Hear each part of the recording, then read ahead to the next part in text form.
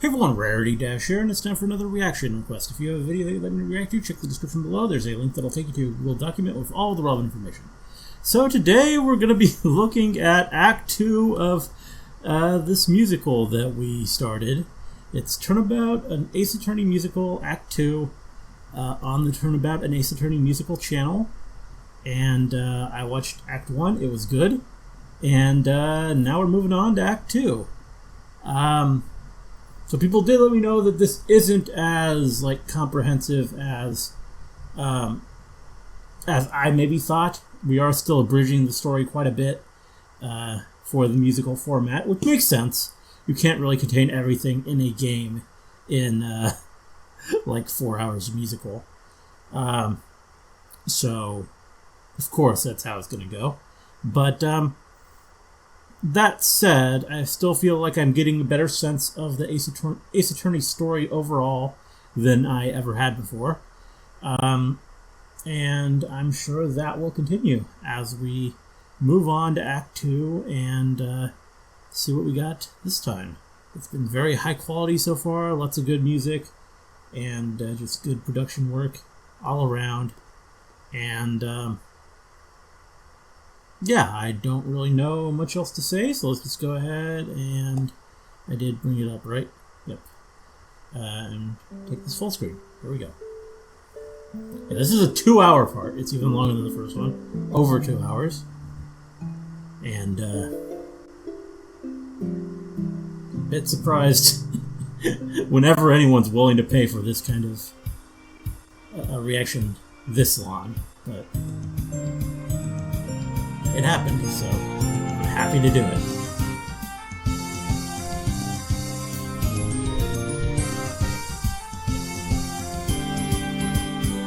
Higher quality? That's 360. No, we can't do the same way. Text was looking a bit blurry.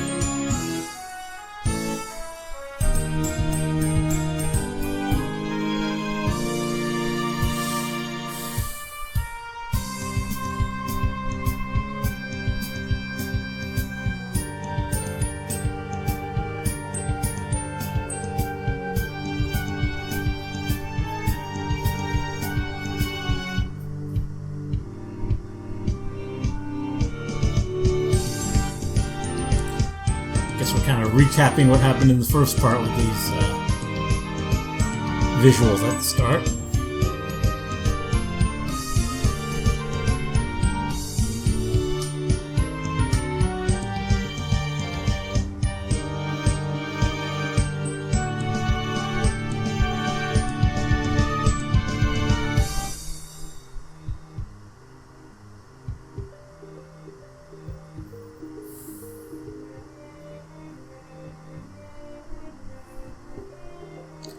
A lot of voices.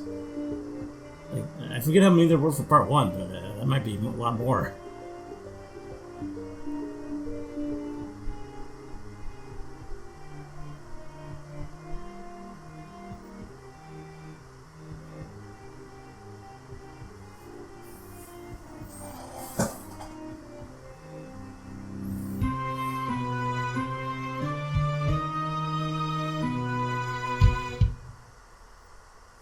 Act 2. Scene 1. Gourd Lake. Why did you call me here? What are you doing? It's been 15 years since that day. Wait!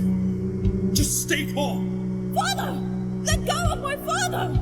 You can't imagine how I've suffered! You... suffered? You're killing him! What are you... Merry Christmas. Oh. Well, that was a sinister start.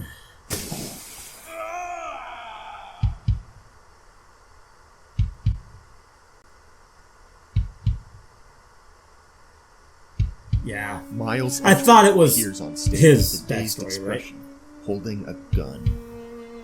He looks down at it, drops it, and runs away.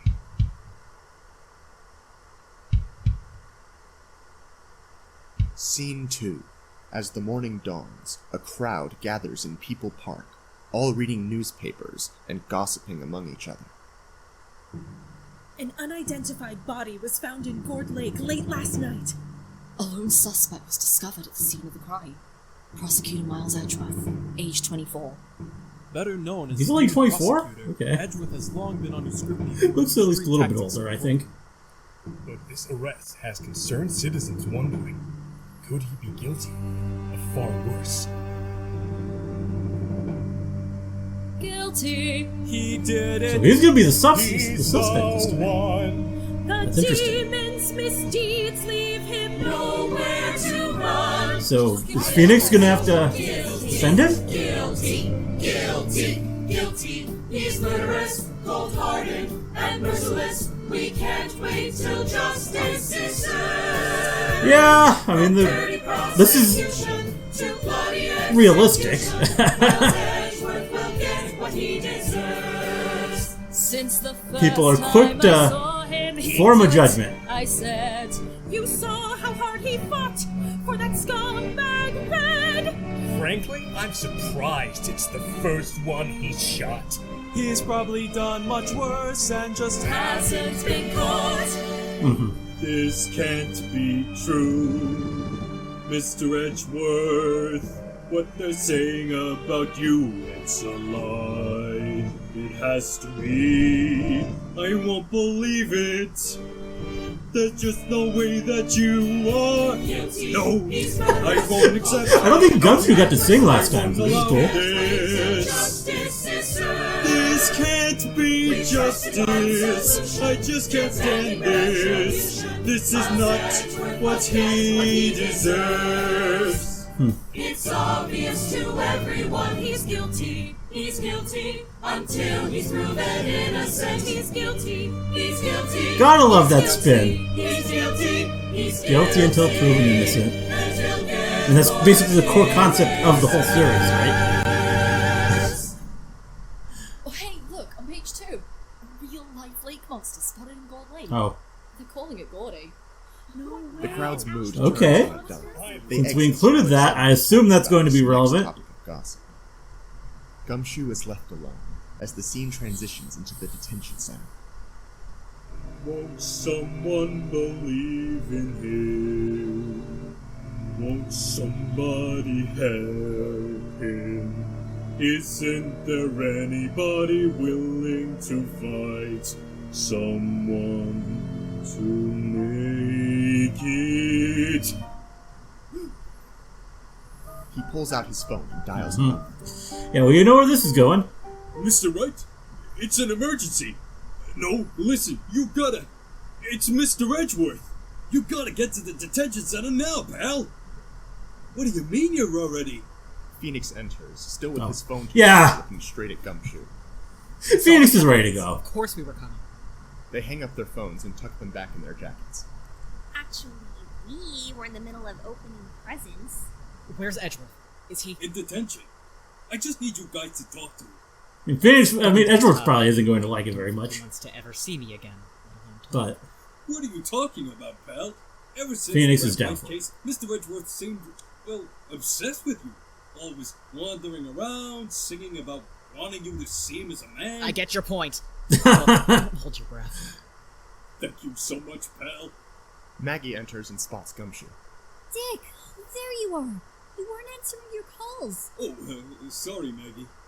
The chief is holding a special meeting with all of our investigators. We gotta go now. But, Maggie has already nearly dragged him out of the room. sorry, pals. I'm sure he'll be there soon enough. Phoenix and Maya are left alone. Tension fills the detention center, a place which both of them are far too familiar with.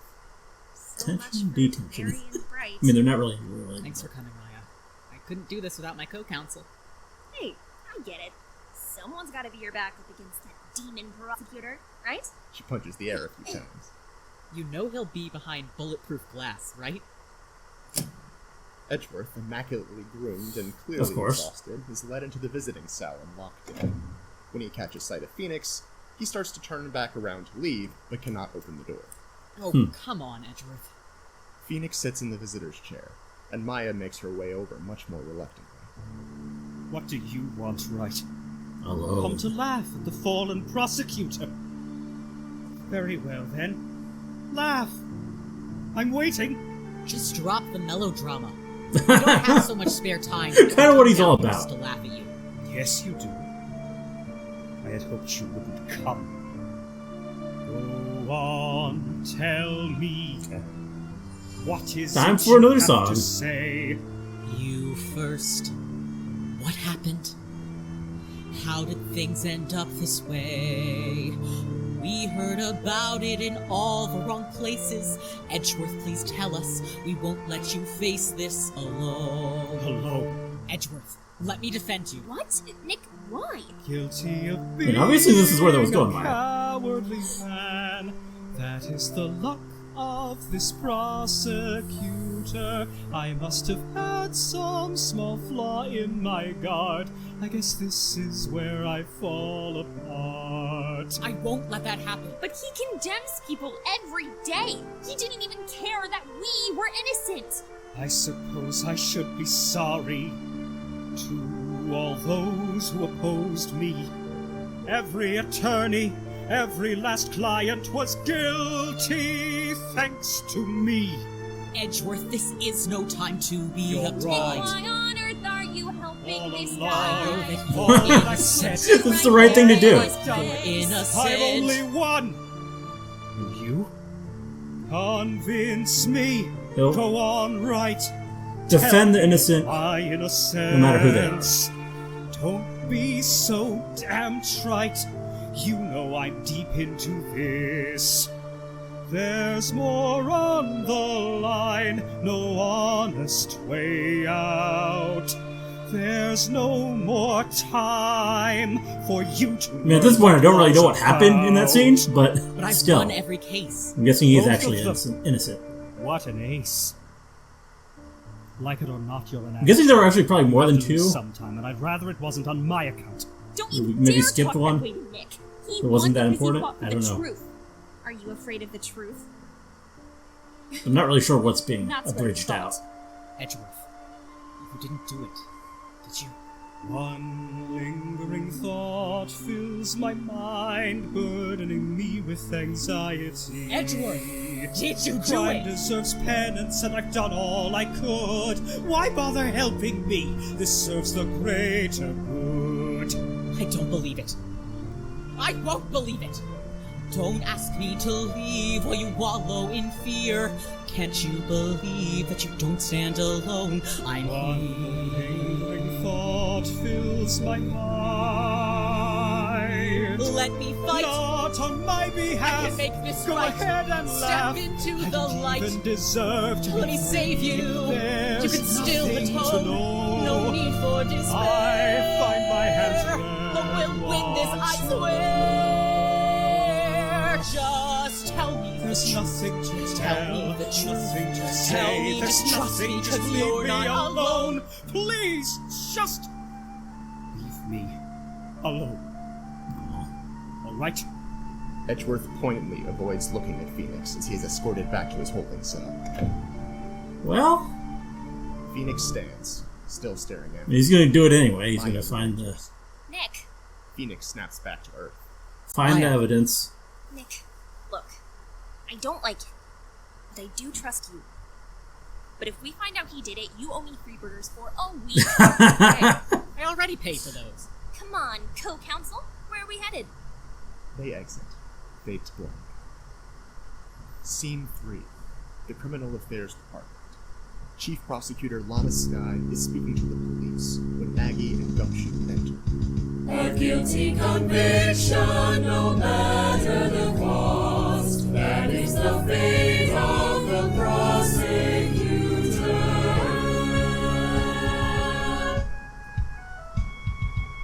I consider our work to be the cornerstone of peace and order. Security is our trade, but we've been dealt a near fatal blow, the Blue Corp scandal. Well, you all know the mess it Here we go. made in the last Kind of excited to hear her sing.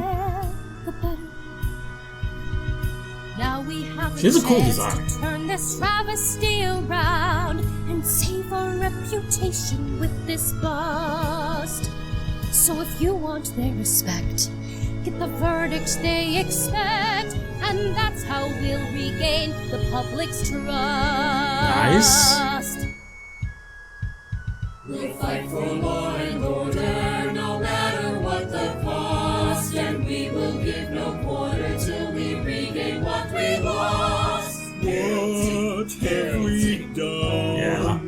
mean, truth replaced it with when I say nice, I'm talking just different singing. Isn't this how justice This probably isn't the right attitude for the police.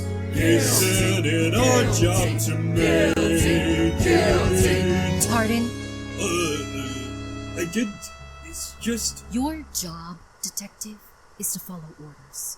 The prosecution expects And it is cool to see perfect this reflection from peace, Gumshoe. and we Kind will of provide how he's nothing characterized. less. And I Thought he was just understood. sort of like a simpleton who did whatever. Take note, detective. If you want to keep your badge, I suggest you decide whose side you're on. You can trust me, pal. Then get out there and do your damn job. Dismissed. Dick, you should probably listen to the chief. You can't afford to lose this job. I joined the force to help people, to make a difference. What we're doing, what we've been doing, it ain't right. I consider myself to be a real man's man, see? The kind of guy who won't back down from a fight. I've loved this job a lot, pal, and I gave it all I got because I thought that we were doing right. But They gave this him is such a something character voice that it kind of different. makes When I'm making bad his guys singing. pay, if they're guilty until proven innocent, the real perp gets away. Because if he's a voice actor, So he no can matter really what I sing. did before, there's some things I can't ignore, and I'll face the consequences. You gotta if still get that I character voice across, must. which makes it kind of. 'Cause when the I don't stakes know. are high, I can't stand idly by. Not sound as good I'll as it be the otherwise kind of guy that they can trust. So, good character moment for Gumshoe, I think. Follow orders. The chief's right. It's time I do my damn job. Metal detector in hand, Gumshoe exits toward the lake. Maggie hesitates, then follows after him. Okay. Scene 4. Gourd Lake. Phoenix and Maya enter. Samurai There's a Gourd Lake dogs. snack stand with a banner reading, "Now with samurai dogs." Perched on the stand is a parrot, Polly. Next to the stand is a large wooden cutout of the steel samurai, hand-cut and drawn with questionable technique. The shore otherwise seems peaceful and tranquil. Wow, this lake is beautiful. I should come here to train sometime. I guess the scene of a murder would be a good place to channel spirits. Maya gives him a sarcastic look. How's your training been going anyway? Well, you know... Trying to avoid this conversation, Maya spots the cutout next to the food stand and gasps with delight. Nick, look! It's the Steel Samurai! The what?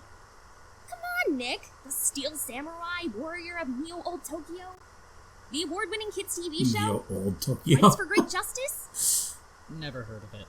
But I'm amazed you can tell what this piece of plywood is supposed to be. Who in the world would use this to advertise their food stand? Oh, come on, man! Leave that alone! Oh, of course. Larry enters, standing off the boat shop. Good to see him again. Trying to keep him from messing with the snack stand. I need everything to be perfect for when Angel gets here. Larry, what's going on here? Keith? That you?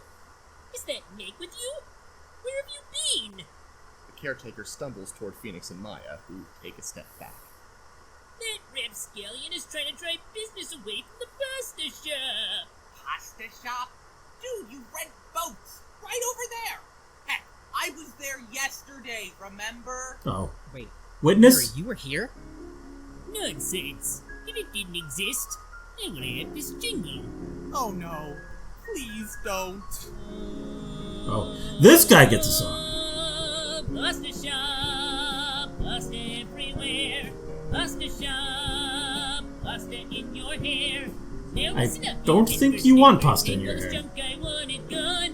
Do you think you own this lake? You kids get off my lawn. What junk? What? Wow. What lawn?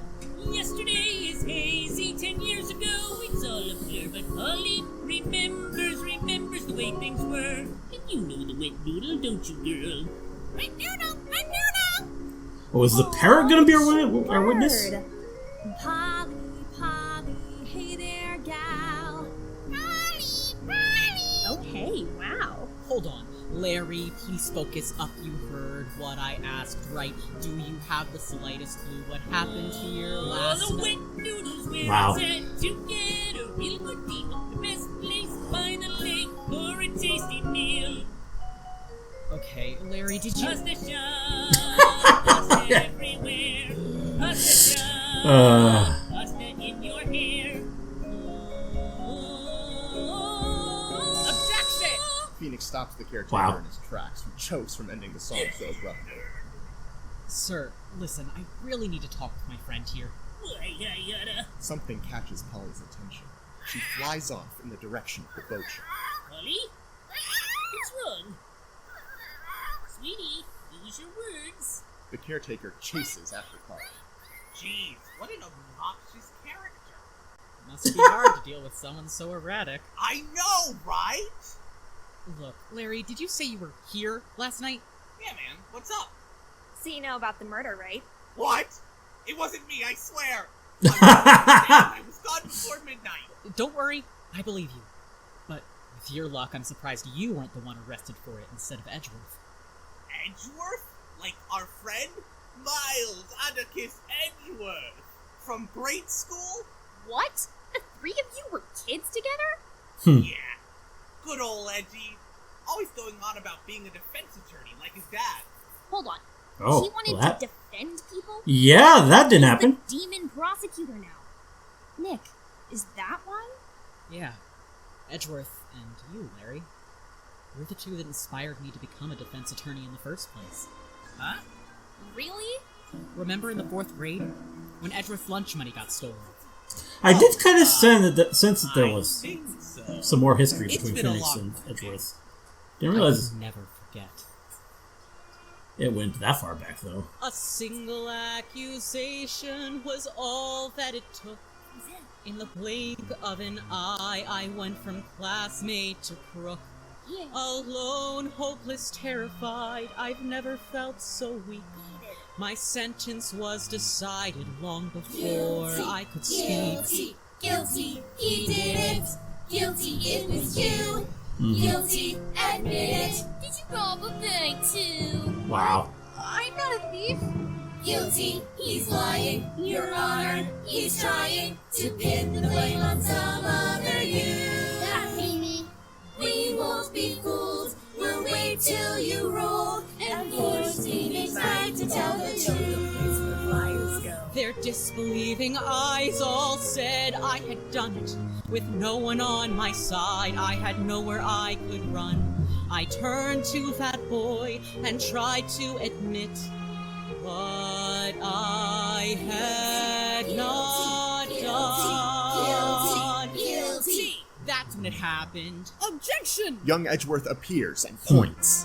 This so-called class trial is a disgrace! What do you mean, Miles? Yeah, he stole your money. You amateurs, your accusations make no sense. Could my own classmates really be this dense? Your Honor, if I may, in Wright's defense. Well, did you take my money? No, I didn't. All that matters in this court is decisive evidence. You should all be ashamed of yourselves! I remember it so clearly, even after all these years. You call this small mentality a jury of his peers. The way the light of righteousness was blazing in his eyes. A trial without proof is where justice dies. Nice. The jury of kids exchange looks. But it was him. Thief. Yeah, he did it. He's the one. We don't need proof. Right can't be undone. Wow. Told you, I didn't do it. They can't tell down. Oh, shut up. It's young Larry. If he says he didn't do it, then he didn't do it. Did you even stop to think about how he feels? Give it a rest. The jury of kids grumble and fade away. They listened to Larry, though. Maybe Edgeworth used too many big words. So the teacher replaced the money herself, and the three of us were friends from that point on. Wow, Mr. Edgeworth really did that for you? It doesn't sound anything like him. Even as the victim, he let mercy take the lead. So how can I now turn my back when he's the one in need? No, I'll defend the demon, 'cause it's the least that he deserves. I'll fight for him, like he fought for me until justice is served. Alright. That's so sweet of you, buddy. Leave it to me to save the day, am I right? Larry's phone rings, and he immediately disengages. Whoa, sorry, Nick. Hey, Angel baby, how's it hanging? What? Wait, baby, don't be like that. Larry walks off stage. Phoenix rolls his eyes. Yeah. Something smells. So you really decided to become a defense attorney because of that? Because of him? Weren't you like 9? It's the most alone I've ever felt. No one should have to go through that. Ever. Yeah. He moved away a few months later, and we lost touch. When I heard he'd become a prosecutor, I was shocked, and I thought, well, he'd have to face me if I were a defense attorney. Maya stares at him with a mixture of awe and amusement, and perhaps concern. My academic advisor gave me the same look. They laugh at the absurdity of it all. You've done a lot for him. It's sweet. And I can see why you trust him so much. But, Nick, people change. You're tearing me apart, Oh. Angel. Sometimes. Larry is now, Tommy Wiseau. Gumshoe enters, so wrapped up in using his metal detector that he doesn't realize Phoenix and Maya... He's looking for Until evidence. Phoenix turns around and sees the metal detector pointing in his face. Oh, there you are. I've been looking all over for you. He scans Phoenix's face some more. You know, you need more iron in your diet, pal. Maya, despite herself, laughs at Gumshoe's joke. Phoenix pushes the metal detector down. I don't think scanning a person is going to help you much, Detective. You never know, pal. We could have been bugged. I'm not supposed to be sharing this stuff, see? For Mr. Edgeworth. Gumshoe glances around, then passes a file folder to Maya in the most obvious covert handoff imaginable. Score! At least he's You're not trying. going to get in trouble for sharing this with us, are you? Well, I already have a reputation for losing things. Looks like they have 2 witnesses. A photographer named Lotta Hart and... Of course. Shop caretaker? Oh, That no. old guy's a witness? Not a heart? Not a very reliable one. He begins leaving too.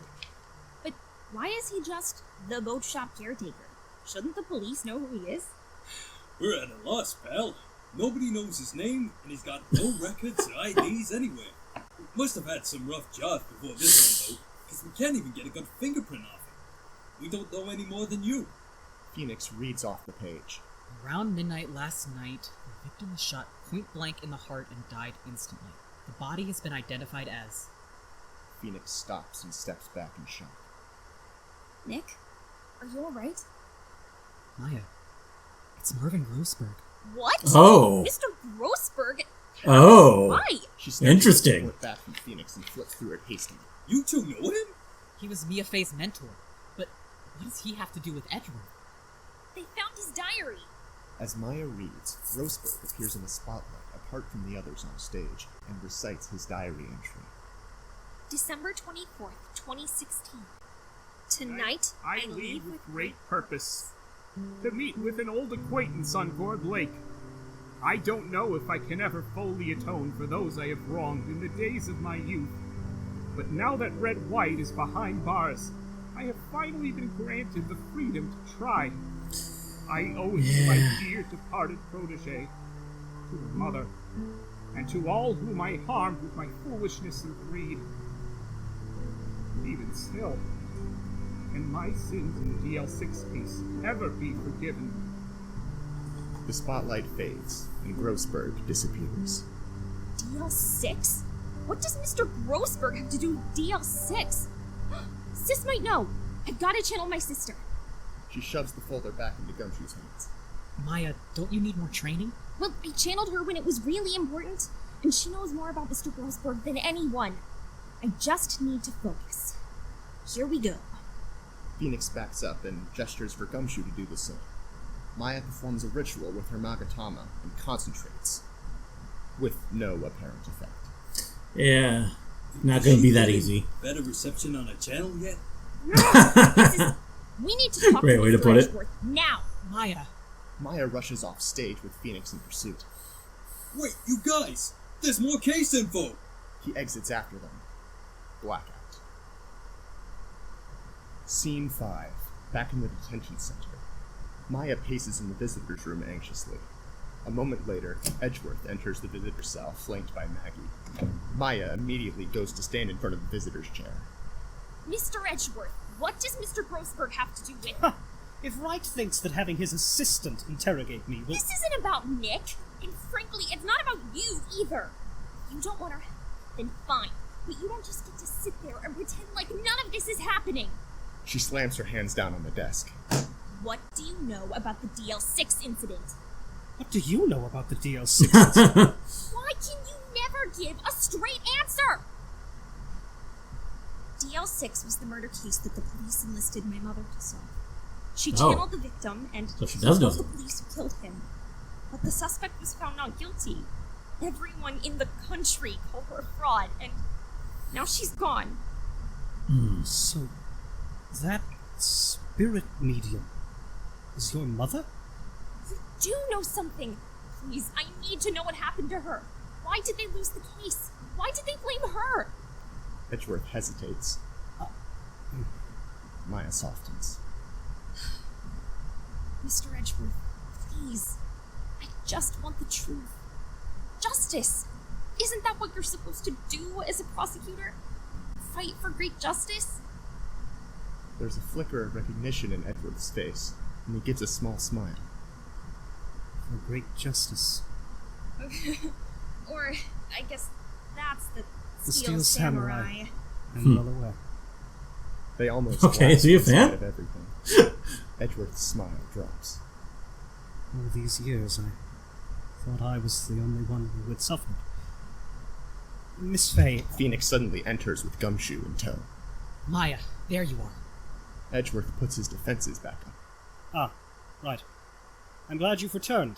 It seems I require your assistance after all. What? Maya? Did you... Sit down. Edgeworth exchanges a meaningful look with Maya. It would not be fair for me to keep my secrets any longer. I'll tell you about DL6. It was a hugely public murder case, 15 years ago. Okay. Everyone was certain that the defendant was guilty, and yet defense attorney Marvin Grossberg won the case by exposing some of the investigation methods used by the police. Exposing? Do you mean... Mr. Grossberg was the one that told the press about Mom? He told Red White, to be exact. The scandal of the decade, launching Blue Corp into a news media empire.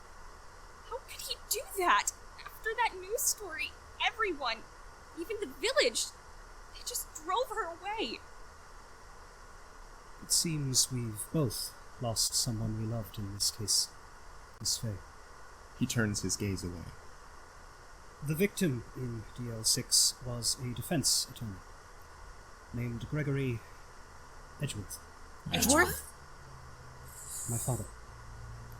He was shot right in front of me. Phoenix and Maya are dumbfounded.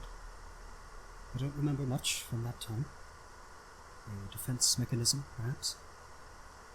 But after I watched Grossberg acquit the only one who could have done it, I promised myself I'd never let criminals escape justice again. That's why you left suddenly in grade school. I had no idea. Mr. Edgeworth, I'm so sorry, sir. If I had known... I appreciate it, Detective, but I've preferred not to think about it. Until the Red-White trial, when I heard Marvin Grossberg's name on that dossier. Well, regardless, I recently received a letter from Mr. Grossberg asking to meet me at the lake. I had figured he wanted to tie up loose ends, even make amends. After all, the statute of limitations for DL6 has almost expired. Statute Almost. of limitations? Yes. In 2 days' time, 15 years from the incident, the case will be closed forever. So, you did meet with Grossberg last night? Yes. We took a boat out on the lake to speak privately. But I did not shoot him. What did happen then? I'm not sure. I remember gunshots, but... The others share glances. You don't have to say it. It's a dubious defense, even if it is the truth. But it's still the truth. Let me defend you, Edgeworth. I'll help too. Gumshoe passes out papers and a pen. Took you long enough, pals. You three. I don't know what to say. You don't have to say anything. Just sign. He does, then passes the paper to Phoenix for him to sign. Good thing you came around, Mr. Edgeworth. You don't want a state-appointed lawyer defending you against Mr. Von Karma, after all. Oh no. Edgeworth? What's wrong? Who's Von Karma? Scene 6. Lights shift. There we go. Yeah, we gotta introduce our... Suddenly appearing from the shadows. I'm in charge of every trial. Our antagonist for this case. In full control. Prosecutor. The judge merely has to smile. To say guilty is his only role. I sustain my own objections to win the courtroom war. None shall interfere with my perfect guilty score. If justice is blind, then I like how they're doing this. Cool. To declare everyone guilty, I simply With the organ. cannot help. To maintain my perfect record, I will do what I must. Place in court for truth, peace, order, or trust. My father's killer went free. He was the one who took me in. The only vacation in his 40-year career was spent formalizing the adoption. He made me the man I am today. Well, and now he's prosecuting you? Planning to go easy on you. I've not lost a case in all my years. I bring these pitiful lawyers to tears. In prosecution I have no peers. Manfred von Karma. Manfred? Okay. Not the first name I expected, but... Now in session. Oh. The trial of Mr. Miles Edgeworth. We're just going right to it now. Well, it appears the prosecution... Silence! I was taking a meaningful pause before speaking. I'm so sorry. Do you have an opening statement? I assume we kind of skipped over, like, evidence gathering, because... But I cannot right now, I don't know how we're going to win this. Sentimentality. Decisive evidence, a decisive witness. Nothing else is required. For if justice is blind, then I will guide her to declare everyone guilty. I simply cannot help to maintain my perfect record. I will do what I must. No place in court for truth, peace, order, or trust. Your defendant will shortly be revealed in his deadly crime and sin. For my case against him is perfect, and I'll do anything to win.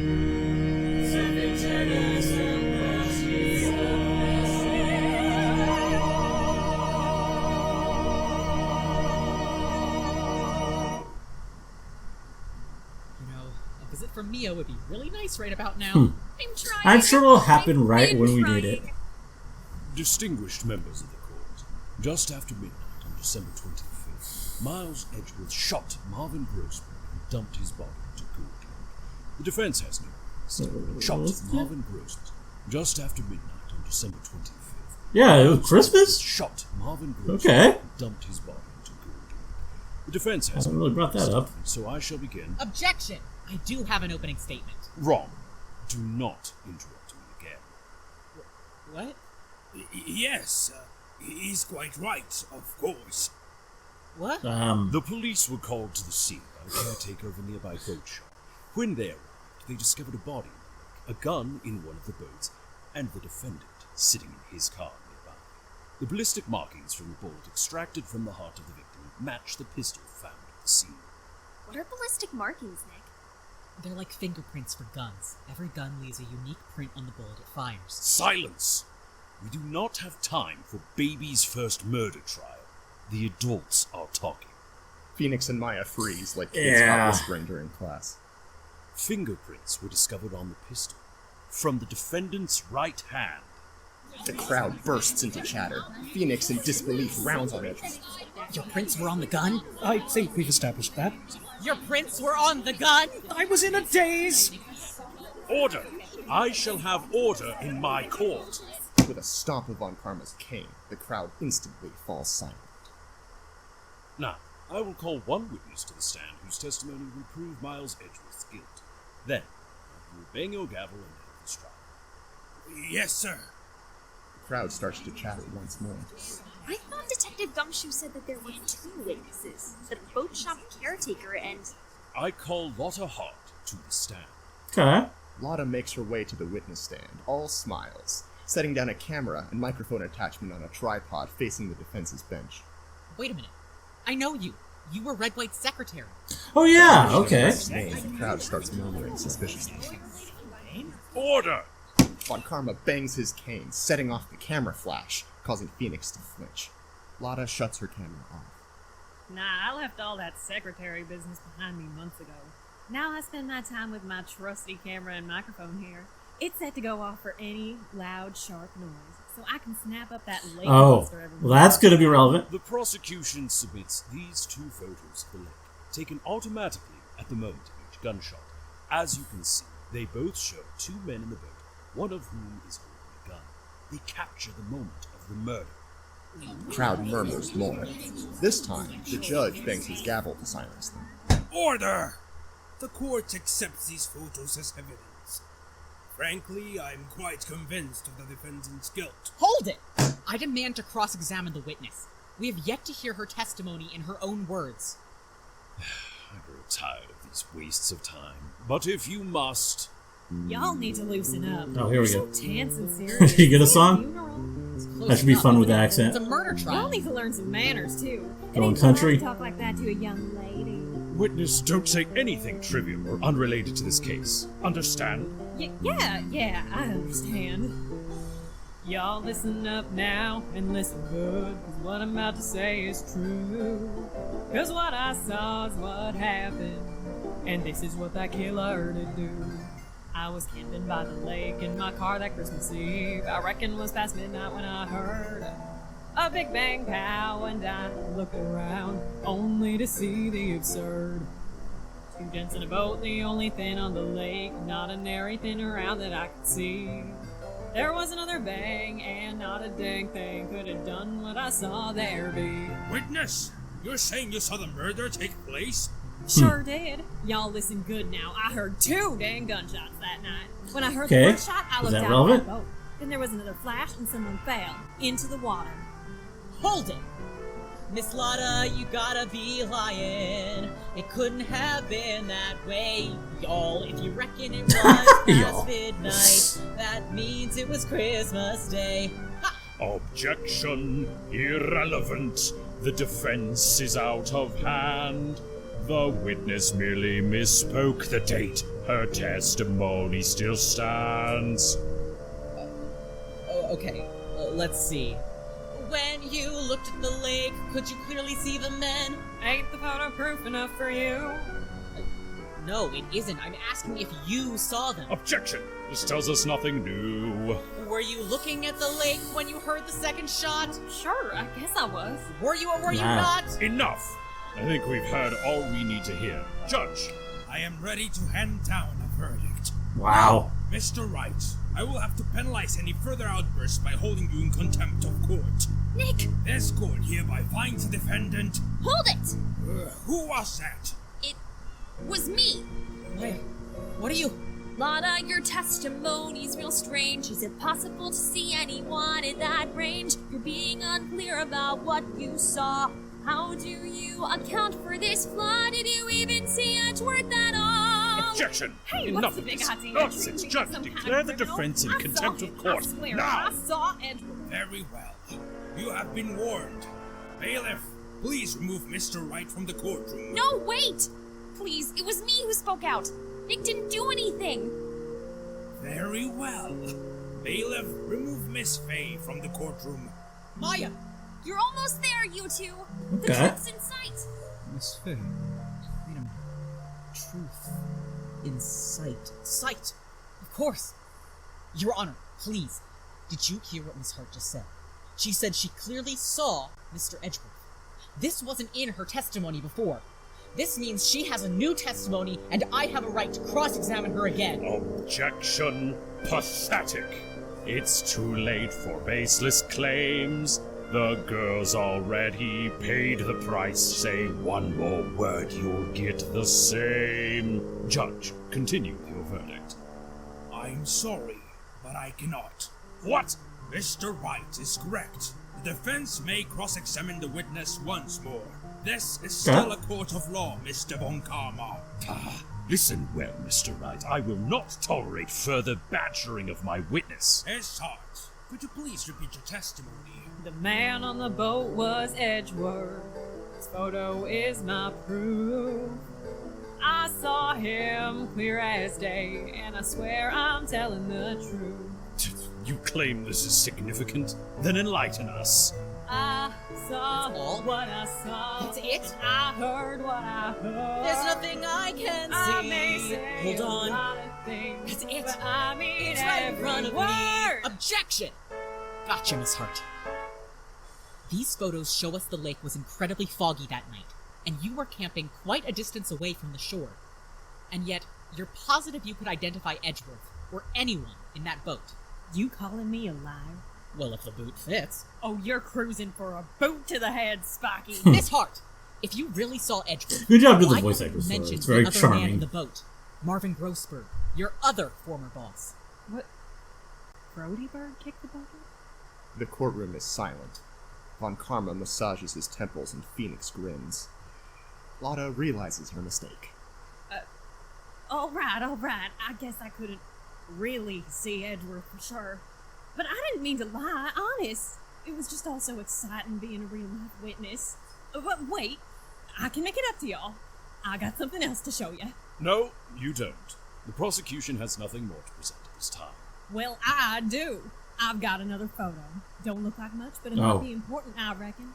Before Von Karma can stop her, There we Lotta go. shows her photo. It's the same shot of the lake as her previous two photos, only without the boat. It's just a plain picture of the lake. The timestamp says it was taken at 11:50, almost 30 minutes before the murder. You see why I tried to stop her? It's completely worthless to the court. But if there's nothing in the photo, what caused the camera to trigger it all? Clearly nothing Oh. that concerns this case. I'm inclined to agree. Miss Hart, you are free to go. What? But I want to see Baron Von Fancy Pants get his what for. She gestures toward Von Karma. Leave. Lotta falls silent, folds up her camera gear, and gives a motivational thumbs up to a frustrated Phoenix as Maggie leads her off stage. Well, if there's no one else for us to hear from, I see no reason to prolong this trial. But that's not true. There's one more witness that we have yet to hear from. The boat shop caretaker. Prosecutor Von Karma. This caretaker is unfit to testify. He suffered a traumatic brain injury some years back and has lost, among other things, his long-term memory. How was 2 days ago long-term? Your Honor, he's obviously hiding. However, if the defense insists on wasting this court's time, I am, of course, prepared to question it. Wait, really? Very well. This court will take a brief recess. So what about Larry? Like he said he was there, but we never really got any closure on that. Everyone exits except Phoenix and Edgeworth. Phoenix puts his head down on the defense's bench. Like you would think. The sound snaps Edgeworth back from being lost. Phoenix would have pursued that a bit harder. Don't put on a brave face just for me, right? Maya and Gumshoe enter the courtroom together, unnoticed by Phoenix. It's days like today I really wish Mia were here. Maya hears this and stops. Phoenix spots her and puts on a bit of forced cheer. Maya! Hi, Nick. Did you do it? Did you win? Well, we didn't lose. He turns the smile meaningfully to Edgeworth. Edgeworth? He discreetly motions toward Maya. Ah, yes. That was an irresponsible and foolish thing you did, Miss Fay. An assistant is of no use if they're kicked out of court. Maya steals her face and Me? flees the scene, as Phoenix and Gumshoe look on. I think she's still too good. Edgeworth, on a roll, doesn't notice Maya's exit. Not to mention the danger to your future. Edgeworth. A false accusation can be explained away, but how do you expect to find a job with a second arrest on your file? You simply... Edgeworth! Edgeworth belatedly turns around, seeing Maya is gone. Wait, pal. No one's paid your bill yet. I thought you were an eloquent speaker. I didn't... He quickly takes out an elegant checkbook and writes a check, handing it to Gumshoe. Here. This should cover her bail. You got it, sir. I'll get it to the detention center right away. And I'll go find her, pals. Don't you worry. Very well, Detective. Please tell her... I know what to say. You can trust me, pal. Okay. Gumshoe takes off quickly in the direction Maya left. Edgeworth sits back in the defendant's chair, seemingly distracted. Edgeworth, listen. I know this is a tough case. But as long as you have faith in me, and tell me everything you can remember, we will get to the bottom of this. Of course. Everything I remember. Right now, I just want to know what actually happened. Like...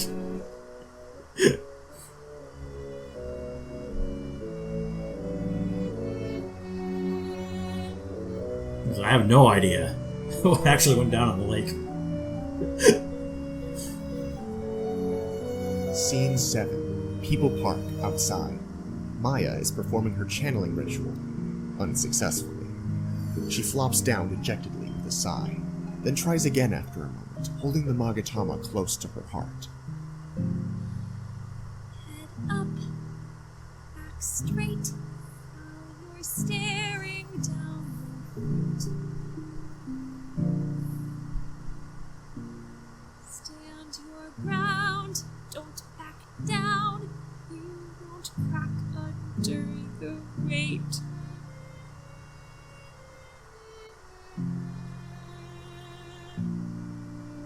I'm sorry, Nick, but I can see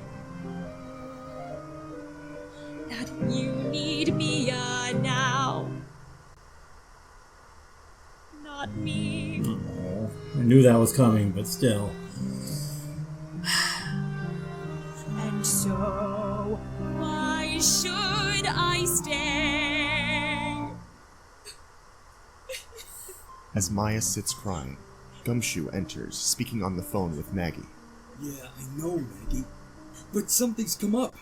Can you cover for me? You're the best, Maggie. Talk to you later. Gumshoe approaches Maya. Hey, Miss Fay? Detective, you shouldn't have come. You have better things to do, like solve the case. Without me. Oh, don't be like that, pal. You've helped out a bunch. Mr. Edgeworth was just trying to thank you, you know? He's sure got a funny way of showing it. He paid your bail for you, pal. That's gotta mean something. He did? But he said I was irresponsible and foolish. Oh, no, pal. He doesn't think that. See, you just have to learn to speak Mr. Edgeworth's language. Like when he says, I should duck your pay, detective. What he means is, I know you can do better, Dick. And when he says, get out and leave me alone, what he's trying to say is, I'm feeling really down and could use some extra support. He sits next to Maya. And when he says, you're irresponsible and foolish, what he means to say is, thanks for sticking your neck out for me, pal. Good to know I'm appreciated, even though I have no clue what I'm doing. I get you, pal. But it's not about having all the answers. Sometimes all you need is somebody by your side. Somebody you can trust. If that's what you want to be, I'd say you're doing a damn good job already. Thank you, Detective. I guess we should go back and wait for Nick, huh? Well, hang on a second, pal. I mean, we're not too far from the lake, and the caretaker's called in as a witness right now. So while he's gone... He mischievously pulls out the metal detector from his coat. Why don't Yeah, that's you still and not. I We still go don't know the inside relevance of the every metal suspicious detector. looking nook and Detector. cranny of that boat shop. Maya returns in a I'm sure Larry and the to parrot are head gonna be off important. towards the boat shop. Scene 8. Back in the courtroom. The caretaker is capering. Everyone else looks annoyed, frustrated, or exhausted. Oh, pasta shop. Back to this. Everywhere. Pasta shop. Pasta in your hair. Witness, we've been through this. Please stick to the case. Yes, sir. I think I lost my place. You said you saw someone bringing a boat back from the lake. I remember, yes, I saw that bluddery man and no mistake. He was talking to himself and I remember what he said over and over, uttering, I can't believe he's dead. You are certain it was the defendant? Yesterday is hazy, 10 years ago. Yeah, this is just the definition of an unreliable witness.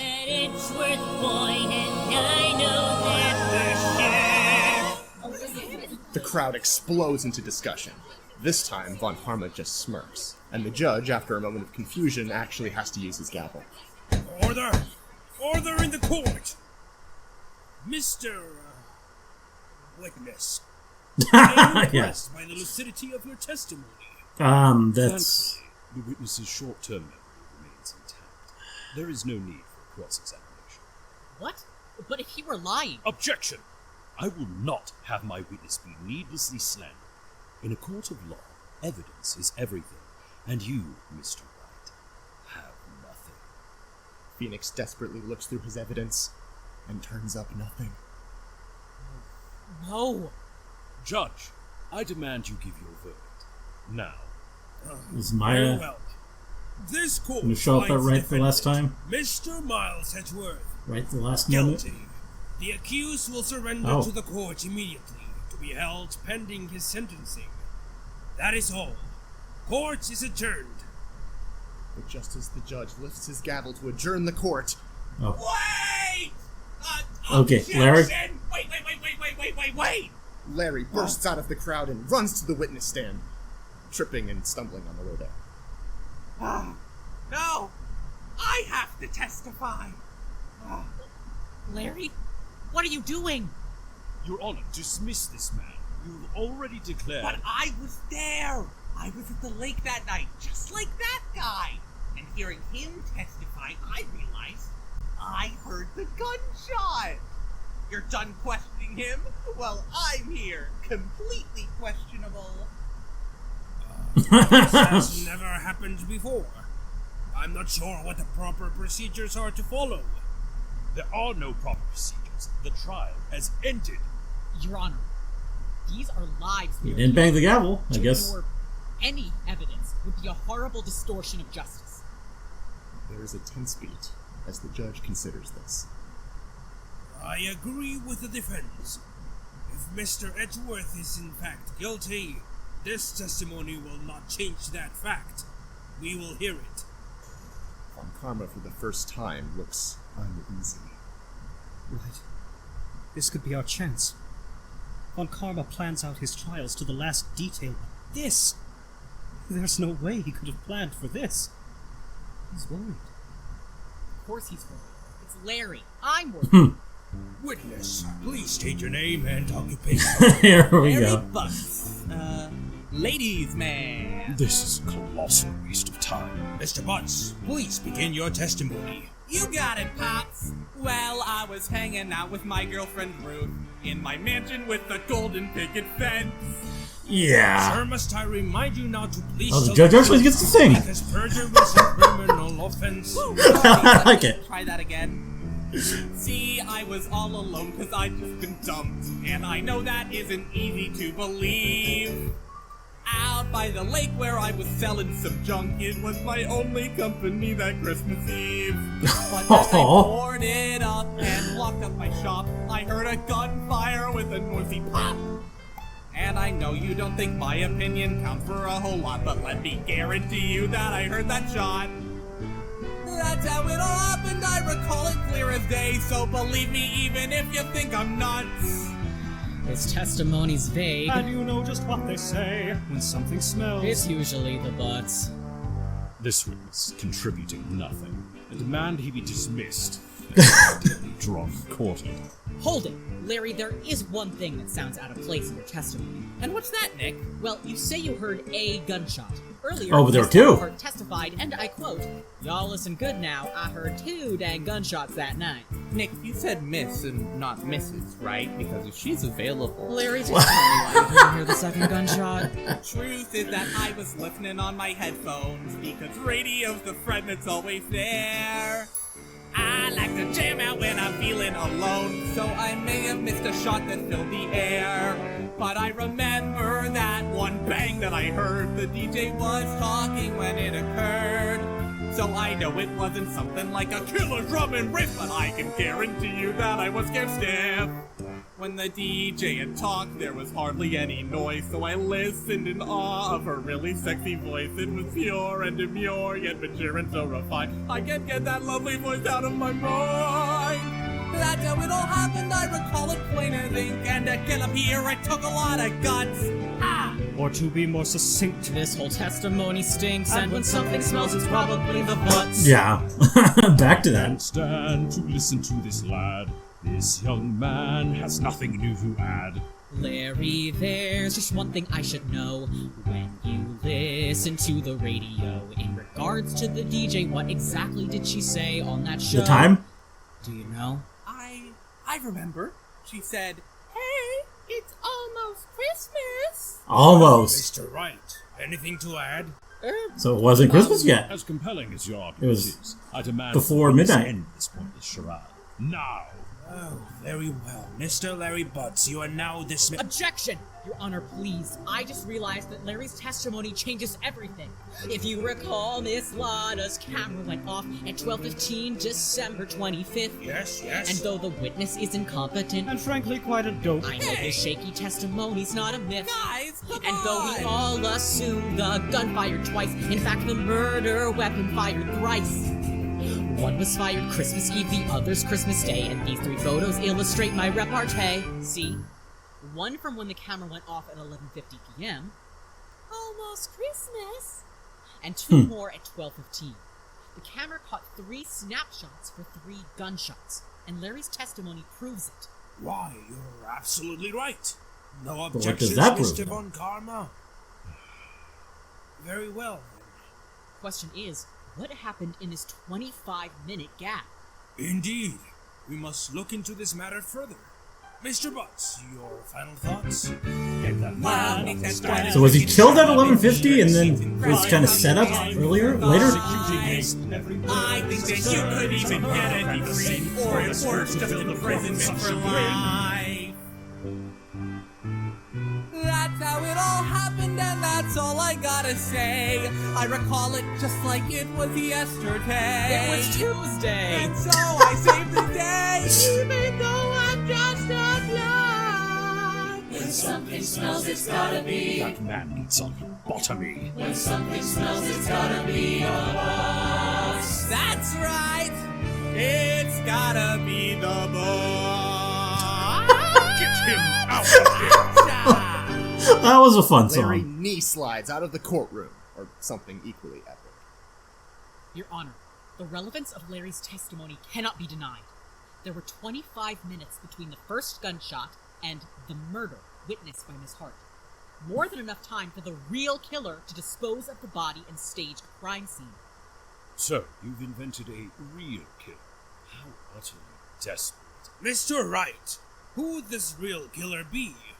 The only person with unlimited access to the crime scene. The boat shop caretaker. Oh. He lured Grossberg to his shop. Is it an act? And threw the body into the lake. We don't know who he is. So is he just... Edgeworth, in disguise as Marvin Grossberg. Once they were out on the lake, the caretaker fired the gun twice. One to create a witness, and one for the murder itself. Finally, he jumped in the water and swam back to the boat shop, framing Edgeworth for the crime. What a ludicrous story. But you can't rule out the possibility, can you? Not without questioning the caretaker further. I agree. I would like to hear from your witness again, Prosecutor Von Karma. Yes, Your Honor. Bailiff? Yes, sir. Maggie exits to fetch the witness. While we are waiting, I have some questions for the defendant. Mr. Edgeworth, you heard the testimony? How could I have possibly missed it, Your Honor? Indeed, what Wright has concluded is logical. Do you have to sound so surprised? Suddenly, Maggie bursts back into the courtroom. Your Honor, sir! The witness! He's disappeared! Oh. What? The officers of the lake said Well, that's he wasn't suspicious. at the boat shop either. Mr. Von Karma! As this has been happening, Von Karma has taken a piece of paper from his files, signed it, and handed it to Maggie. A warrant has already been issued. Good. Well, it goes without saying that I cannot declare a verdict under these circumstances. I request that the police department utilize all its forces to find that witness. Am I understood? Maggie salutes and heads out. Very well. Court is adjourned until tomorrow. Okay. Everyone exits, except Phoenix and Edgeworth, who are quickly joined by Larry. I can't believe we got out of that unscathed. Thanks to my awesome I mean, yeah, you... Man, it's been forever since it's just been the three of us against the world. Right, Edgy? He puts an arm around Edgeworth's shoulder, who shrugs it off and begins distractedly pacing. Ah, come on! I had him swooning in the aisles. I do remember feeling faint. We're just a bunch of heroes, aren't we? I mean, you saved me, you're saving him, I saved both of you, and way back when, he saved you! Phoenix clears his throat, embarrassed. He sees Edgeworth is distraught. Hey, Larry, Larry, for once, reads the room. Yeah. So, anyway, I got a jet. You two take it sleazy. I'm gonna go ask out the future Mrs. Lotta Butts. Let's hope not. That's a terrible for name. Phoenix to talk to Edgeworth. Phoenix shoos him off, then approaches Edgeworth, cautiously. Edgeworth, are you okay? I need to tell you about something. It's been weighing heavily on my mind, and I need to get it off my chest. Yes? It's a nightmare I've been having. Recurring and remarkably consistent. I believe it may be a memory of a crime I committed. Oh. A memory of a murder.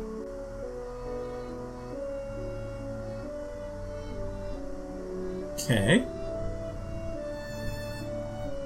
We don't get to hear about it yet?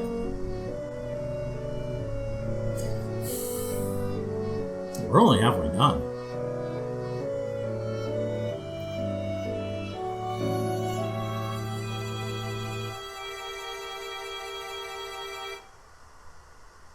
Blackout. Intriguing. Scene 9. The boat shop. Outside, Maya Back to these knocks two? on the front door. No reply. She tries the door, and it's unlocked. She and Gumshoe enter. It is empty and sparse, save for Polly on her perch. Yeah, Gumshoe Polly is scans going to have everything in the sight. significant testimony, I feel like. Hello? But that's what Anybody this, this series would do. It's going to be able to Maya rushes repeat to Polly. Oh, you poor thing. Oh, something so that it heard. lonely. No sign of where he might have gone. I hope he remembered to water his parrot. Suddenly, Gumshoe's metal detector beeps. It's reacting to something underneath a cloth on a small side table. Gumshoe pulls it off. It's a high-tech safe, in clear contrast to its surroundings. Okay. Aha! This must be where he keeps his secret pasta recipes. Maya fiddles with the safe, without success. They didn't, teach you how to code break in detective school by chance, did they? Sorry, pal. That parrot over there has a better chance of opening this thing than I do. It's probably true. Hey, Polly, what's the safe combination? Okay, so we must Maya say it aloud when he throw opens each other it. a look before Maya punches in the code. It works. Whoa. Alright then. But I mean, this is technically illegal, though. Maya opens the safe, and as they peek inside, Phoenix bursts through the door, startling them. I mean, Gumshoe? Gumshoe's police, but breaking Maya into walks someone's safe. Gumshoe lets them have their I mean, I moments guess and looks there's thoroughly probably a into the warrant, safe. so I guess it's probably... I'm okay. Maya, Edgeworth 'Cause wasn't he's trying to hurt your currently- feelings. He's just not good. Never with mind. I noticed. Why'd you come here, though? Shouldn't you be investigating? I am. This caretaker is suspect numero uno. Him? Found something. Well, he didn't. Gumshoe didn't know that, Out of so the safe, handing it to Maya. he's just fine with breaking into the Whoever safe wrote before this was meticulous. hearing the news. His handwriting is practically perfect. She opens the envelope, pulling out a letter. She hands the envelope to Phoenix, who reads the front as Maya reads on. It's addressed to why? Get your revenge on Marvin Grossberg Oh. and Miles Edgeworth? What? This is your last chance. Now is the time to get revenge on the two men who ruined your life. This Okay, is a well list of that's instructions. How to kill Mr. Grossberg and pretty free good Mr. evidence Edgeworth. there. Phoenix reads over Maya's shoulder. Write to Grossberg, kill him, get Edgeworth in a boat. 2 gunshots? I can't believe this. This is exactly what I laid out in court today. Whoa, you figured that out? So that's it. This why guy is the real killer, pal. This is just what we need to save Mr. Edgeworth. But it's not enough.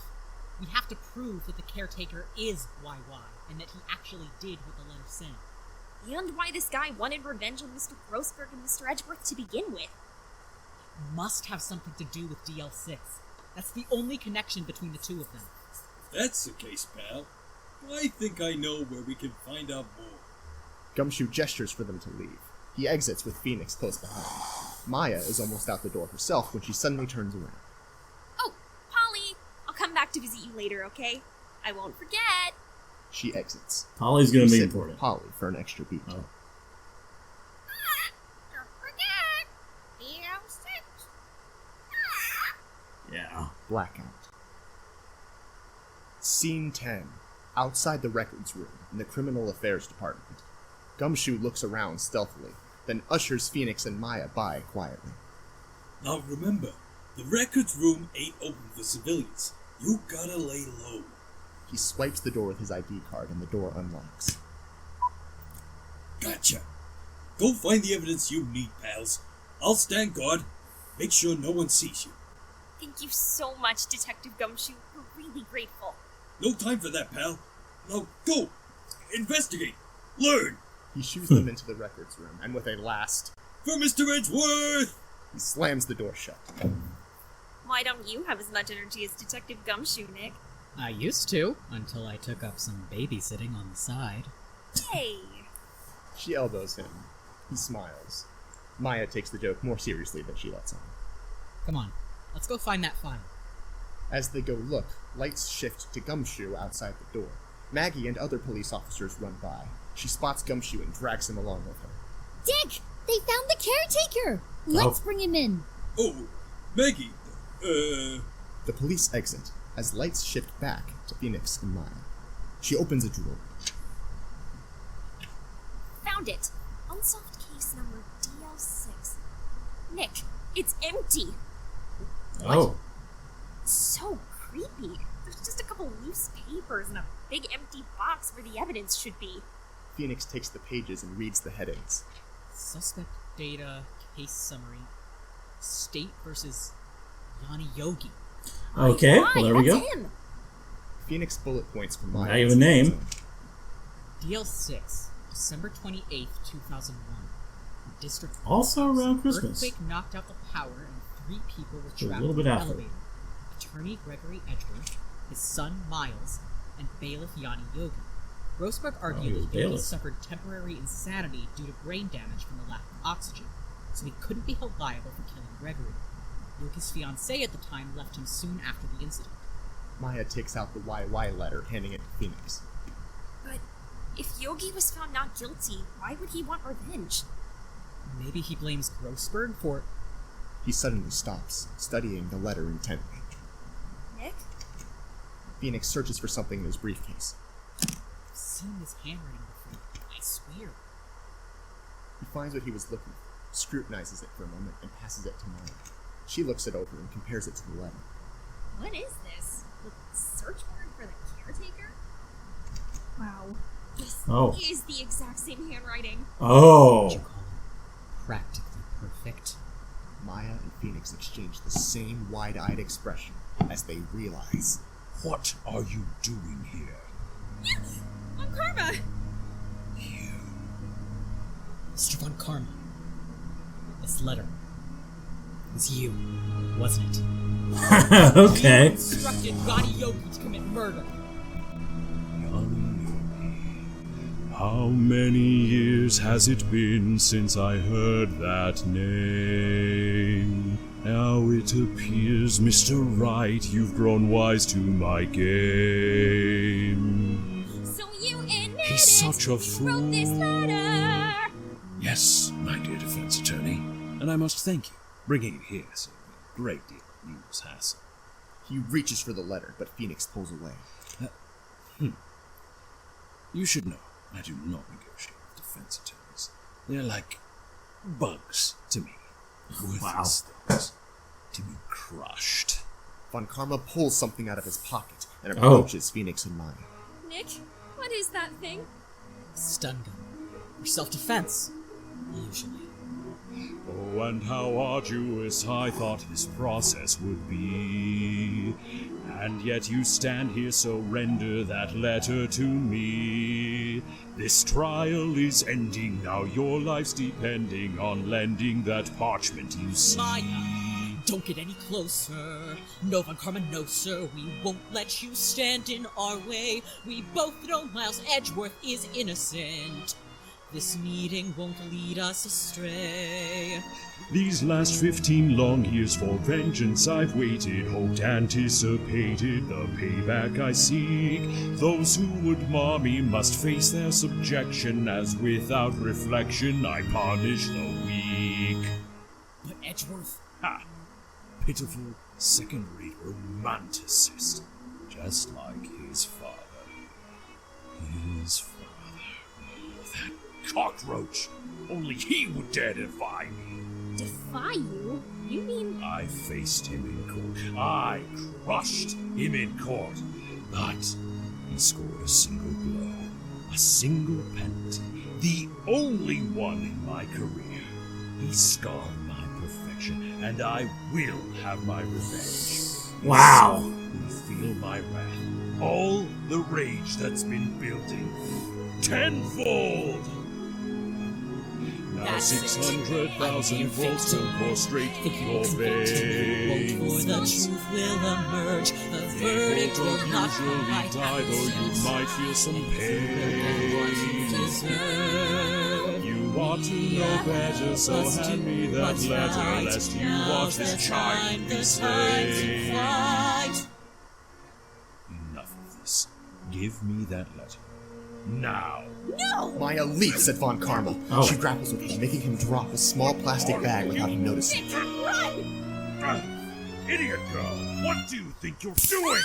Maya collapses. Maya! Great sound effect. Maya! Where were we? If you'll excuse me, I'll leave with this missive. I won't abuse thee long as you're submissive. Like Yogi and Grossberg, each one was a pawn. Now I'll take that letter, and with that I'm gone. I can't let you do that, Von Karma. Foolish fool. I will not let you deter me any longer. Out of my way! Yeah, if he kept the letter, it'd probably be too easy. So we gotta prove it without the letter. Karma takes the letter from Phoenix's grip. See you in court, Mr. Wright. He turns to leave. but then turns back around, stuns Phoenix into Wow. unconsciousness, then exits. Lights dim.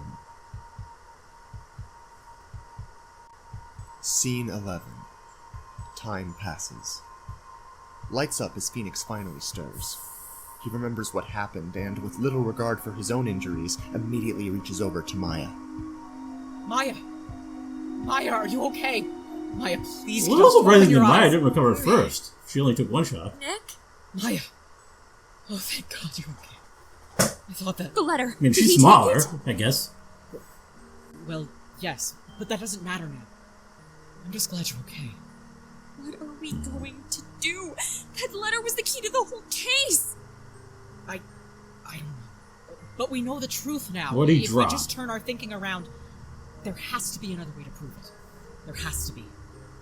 I'm sorry I didn't listen to you. Maybe if we tried to run away, we'd still have the letter. It's okay. No, Nick! It's not okay! I'm not okay!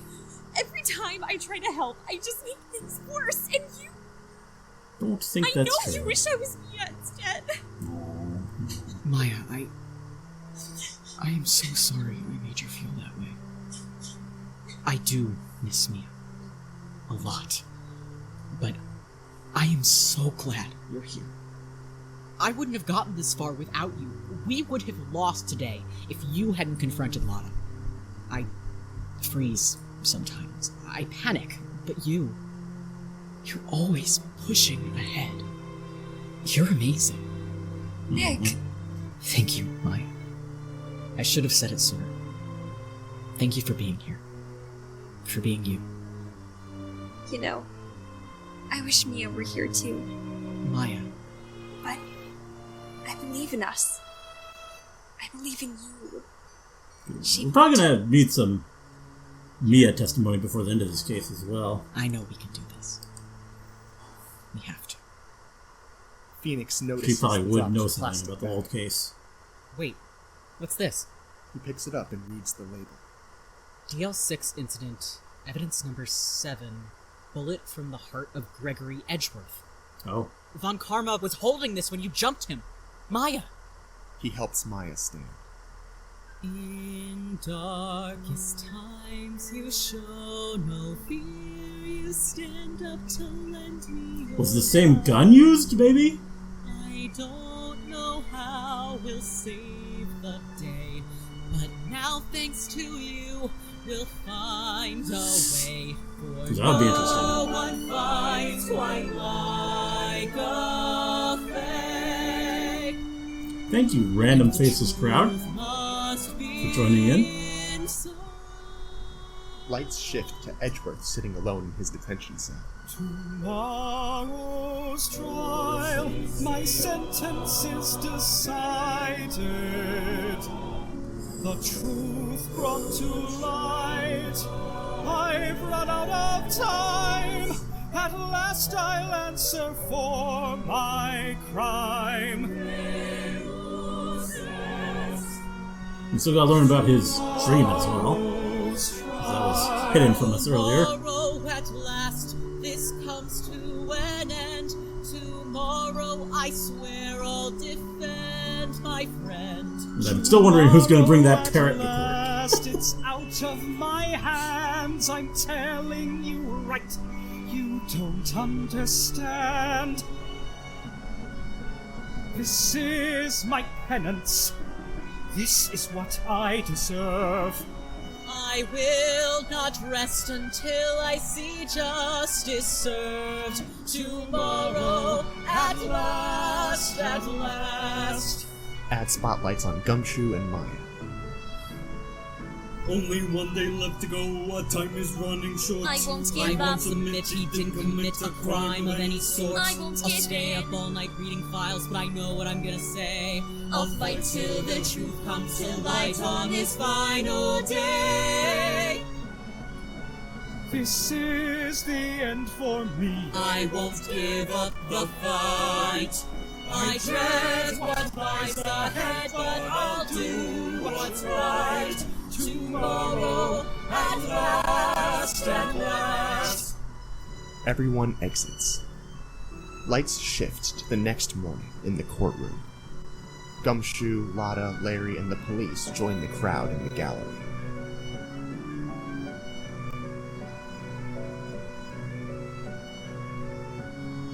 The biggest trial we've seen in years, and everything's reversed. For who's in the defendant's chair but the man defendant's curse?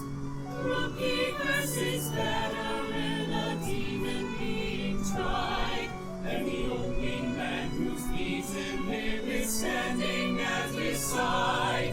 We've helped the prosecution convict a prosecutor. Was Mr. Edgeworth just a witness, or was he the shooter? We've given you the facts. These two. We've done all we can do. We've all got your back, Nick. Now it's all up to you. It's the last final day's fight. Who will win? I will win. Our rights. It's taken 15 years, but it was worth the wait.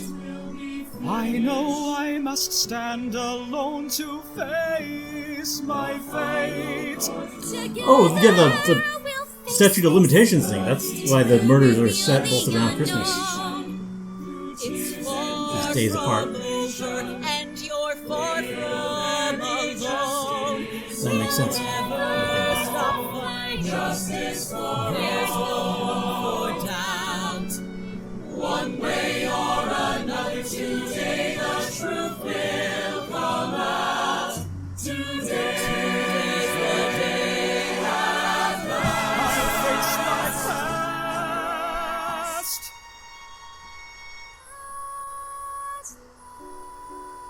Nice. Maya's singer, I think, might be my favorite in this show. Court is back in session for the trial of Mr. Miles Edgeworth. The prosecution is perfectly prepared, and the defense. Yeah, they're all Speak pretty for good. itself. Edgeworth's great. We are ready, Your Honor.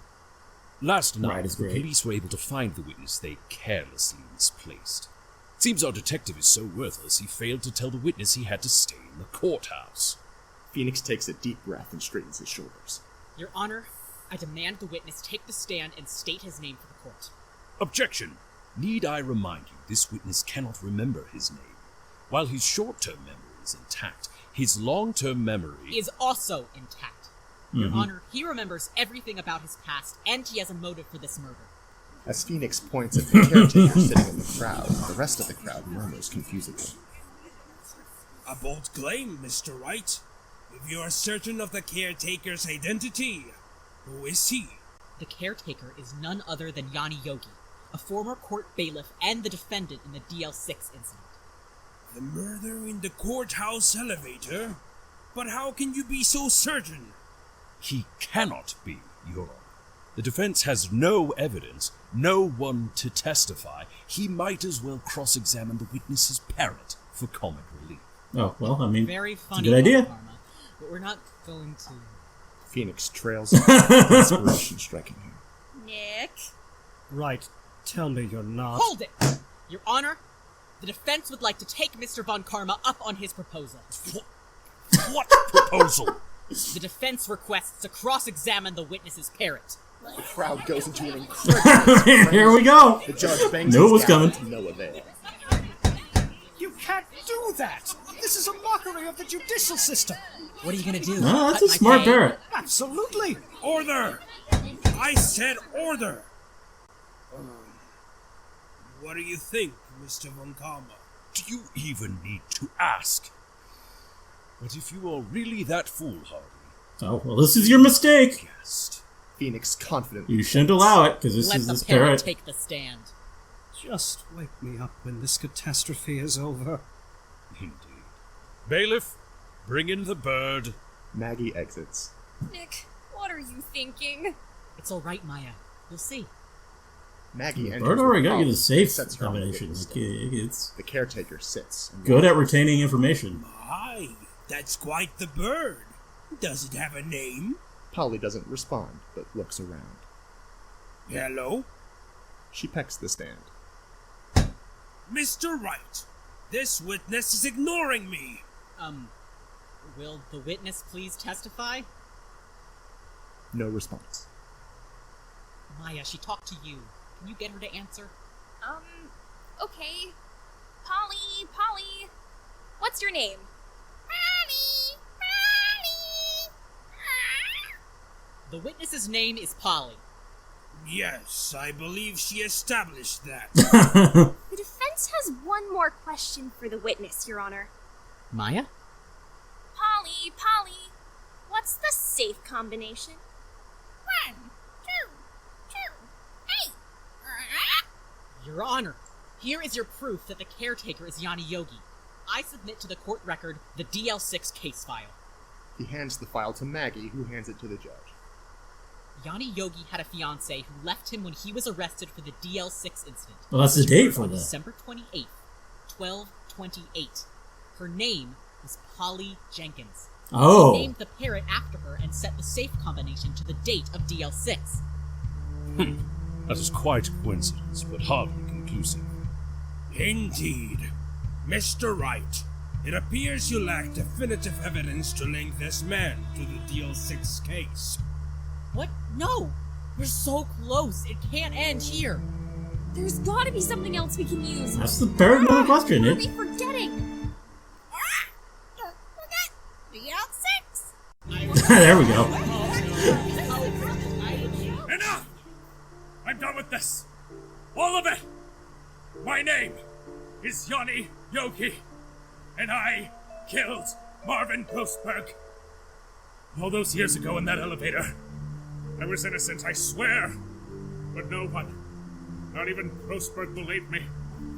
He claimed I had suffered brain damage. He won the case, but I lost everything. Just before the package arrived with a gun and instructions on how to take my revenge on the two men who ruined my life. They didn't care who sent it. I followed the orders happily. For my pasta shop. Oh. My will to live is drained. Pasta shop. Leaving nothing to remain. I'm leaving nothing to remain. Yesterday burns clearly. 15 years I can't forget. Polly, forgive me.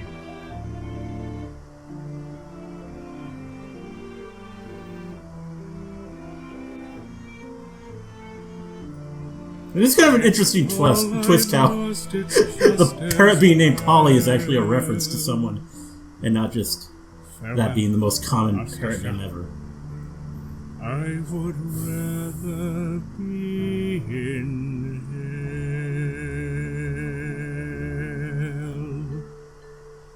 hell. I have no regrets. Well? There is nothing but stunned silence until the judge says, Bailiff, please arrest this man.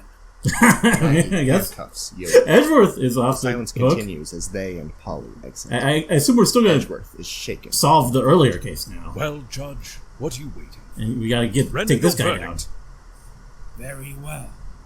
This court finds the defendant, Mr. Miles Edgeworth, not guilty. Maya, Gumshoe, and Larry shout for joy. The crowd cheers. Phoenix is relieved. Edgeworth stands up, grasping himself tightly. That is all. Court is adjourned. But just as the judge raises his gavel, Objection! everyone is shocked, except for a grinning Von Karma. Maggie rushes back in as Edgeworth races to the center of the courtroom. Your Honor, I object to your judgment. I am not innocent at all. Mr. Edgeworth, what are you doing? Yanni Yogi killed Marvin Grossberg and framed me for revenge. But revenge for what? Objection! The verdict has already been passed. Objection! I recall a fool raising an objection yesterday after a verdict had been passed. Miles Edgeworth must be heard. Indeed. It is our duty to hear every witness out. Mr. Edgeworth, go ahead. Mr. Wright won't stop you. Yes, Your Honor. Edgeworth takes the witness stand. Phoenix straightens, looking through his files. He feared this might happen. Yanni Yogi wanted revenge on the two men who ruined his life. Marvin Grossberg, who convinced him to plead insanity, and, I have just realized, on me. I didn't want to believe it, but if Yanni Yogi was not the killer in DL6, everything becomes perfectly clear. The murderer, the real criminal of the DL6 incident. Oh, this is what he thinks. Me. Never have we seen before a man who's been declared not guilty turn around and ask for more, confessing to a different guilt. He's admitted to his crime. Order! I told you he was slime. Order! He won't go free this time. Order! Your Honor, He didn't do this either. I confess to the murder of Gregory Edgeworth, the statute of limitations of which ends today. I mean, it's probably Von Karma. Who killed Gregory Edgeworth? Was Yanni Yogi wrongly accused? Who killed Gregory Edgeworth? How has justice been abused? Order! Order! I confess this incident is completely unprecedented. I'm not certain how to proceed. It is simple, Your Honor. We have a trial. Right here, right now. Very well. I mean, I don't think that's really... Prepared. I mean, for this universe, who knows what And the protocol defense? is. Sorry, Wright. This needs to be whatever they come up You with. don't need to stay. I need a moment to get my case ready, Your Honor. Nick, what case? Mr. Edgeworth's already confessed. I know. Edgeworth, I don't believe you. What? A nightmare isn't evidence. But this is. I'll prove your innocence. Trust me, I'm not giving up on you just yet. The defense is ready, Your Honor. Who killed Gregory Edgeworth in the son or then himself? The case is set to expire today. If they don't solve it now, it'll die upon a shelf. Very well. Court is now in session for the trial of Mr. Miles Edgeworth. 15 years ago, you mistakenly killed your father, Gregory Edgeworth, in this very courthouse. Well, if it was mistaken, He's already confessed. not really What else murder, is there right? to say? He killed Gregory Edgeworth. Shh!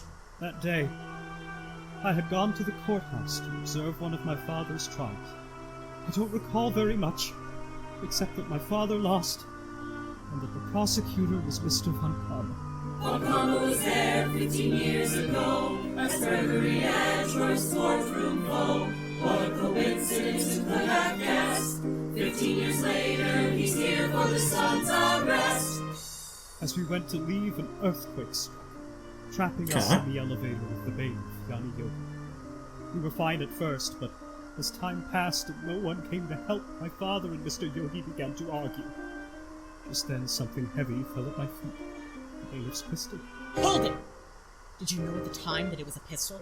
I don't know if I knew what it was, but I think I knew it was dangerous.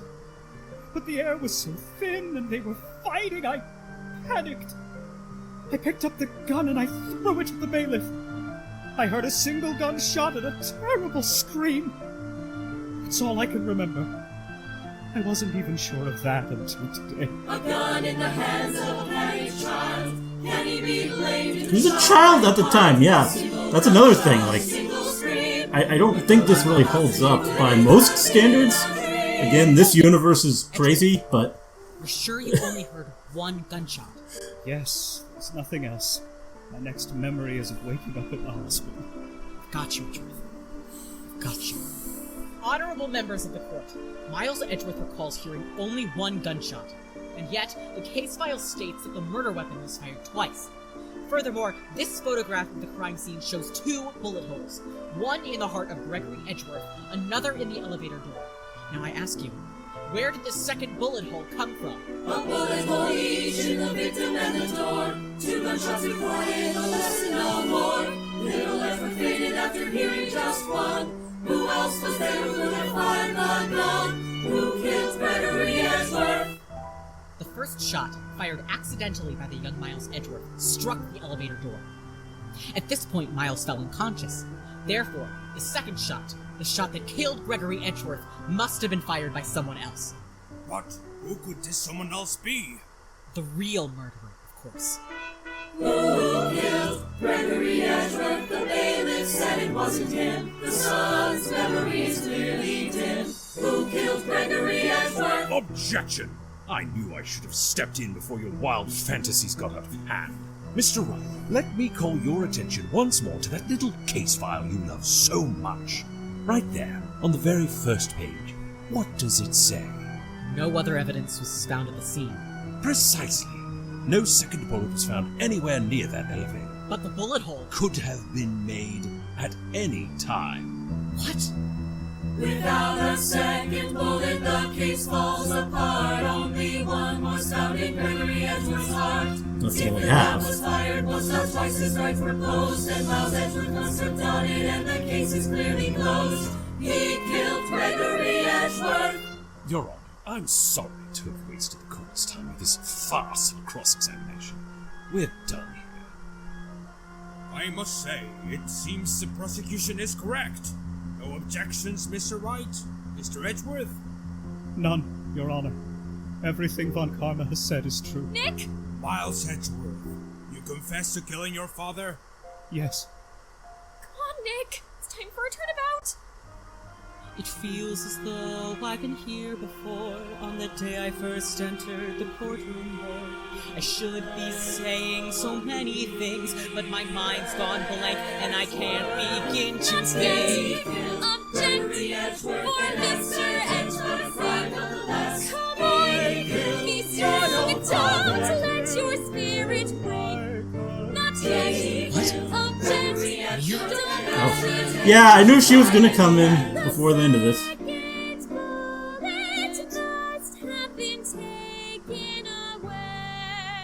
away by the murderer? Your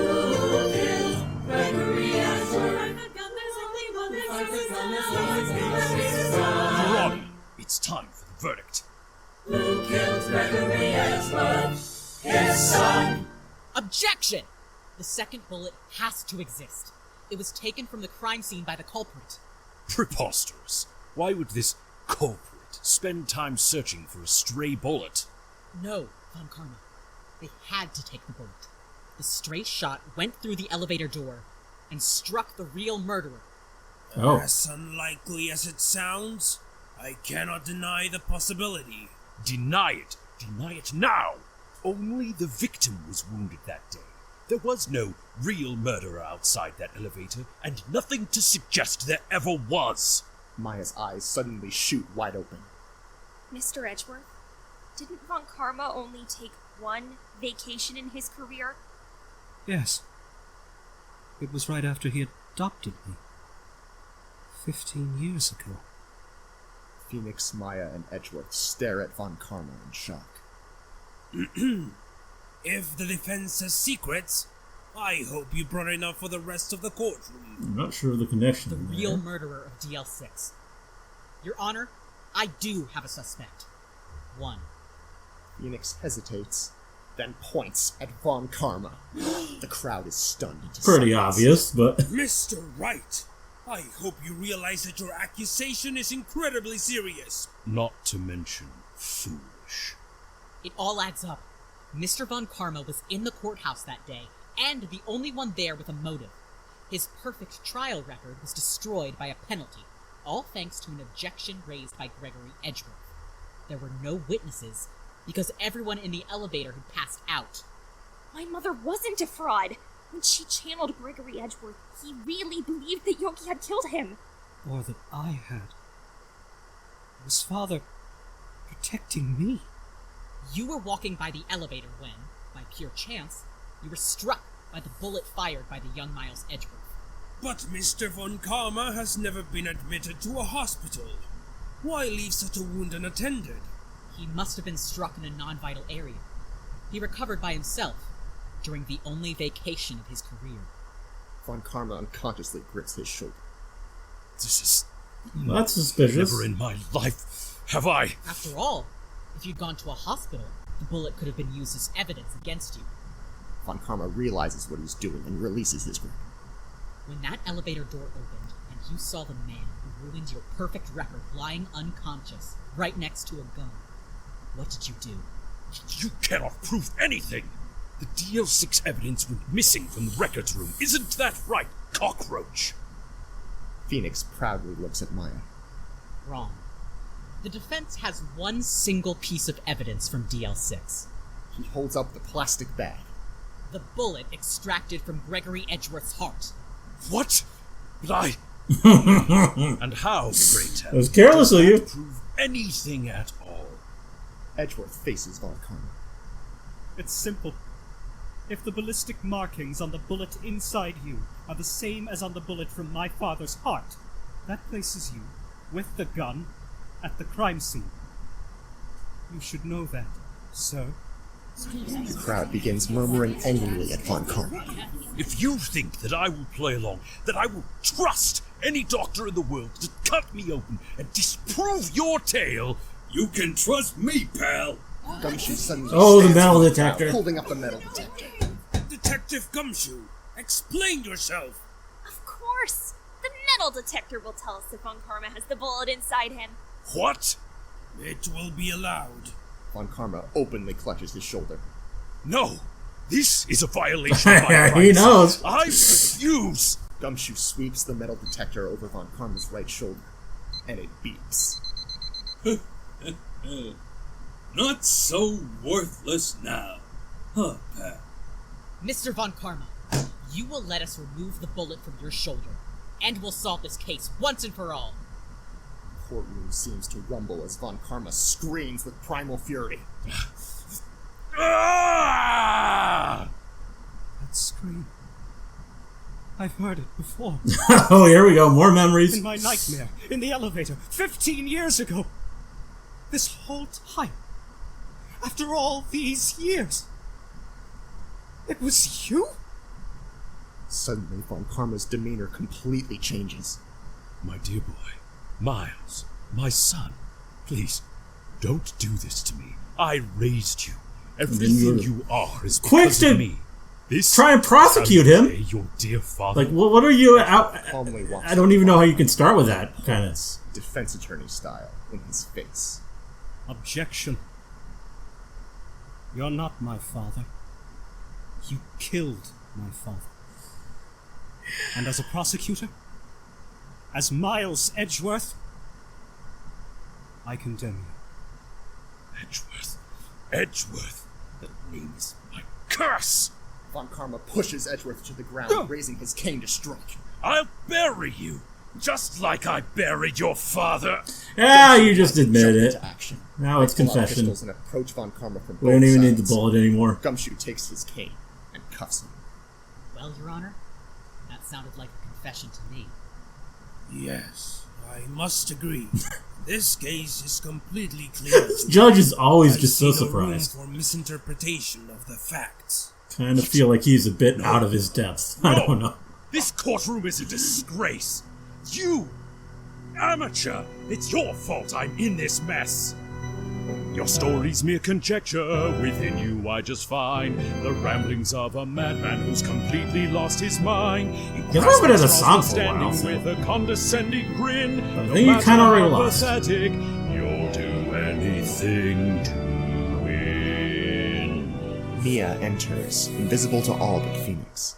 There are people in You're this bluffing. world who'll try You to haven't got a plan. acting frightening, they Nothing. You cursed, stupid man.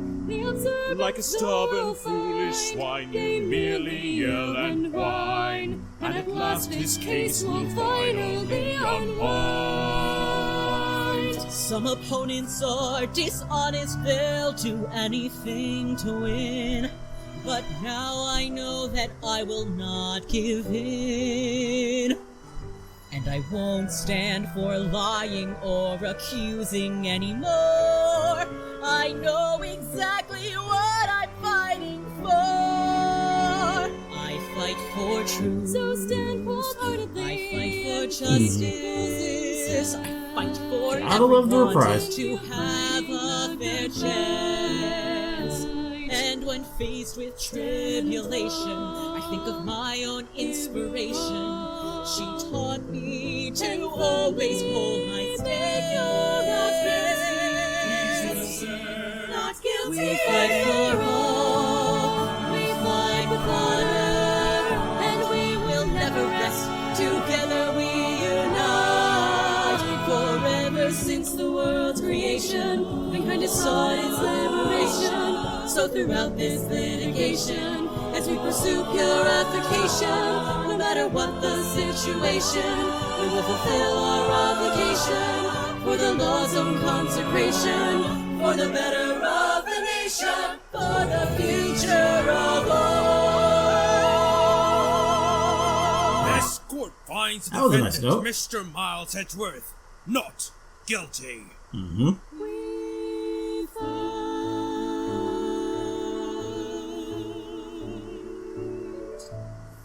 The courtroom and Mia fade away.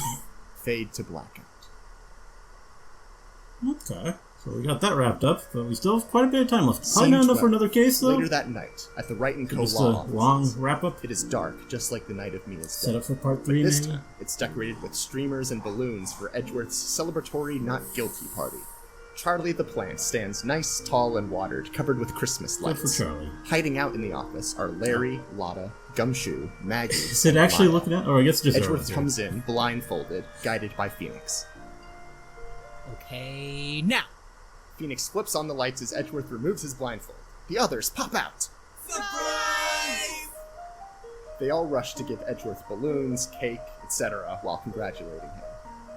He is totally overwhelmed by this level of socialization and outpouring of love. Larry gives him a bum rush hug. My buddy Edgy, I told you Nick would get you free. He's a real ace attorney now, huh? Just like you. Congrats and you're not guilty, pal. Hey, Mr. Lawyer. Yes? No, the one with the funky hair. A beat as Edgeworth and Phoenix look at each other's hair. Edgeworth. Dag nabbit, I'm talking to you, Strawberry Shortcake. I'm mighty sorry for, trying to get you convicted and all. It happens to the best of us, yeah? Of course. I suppose I'm guilty of the same thing. Yeah? Mr. Edgeworth, I'm sorry for running off the other day.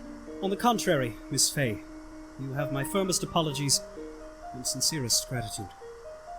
I would be on death row were it not for you.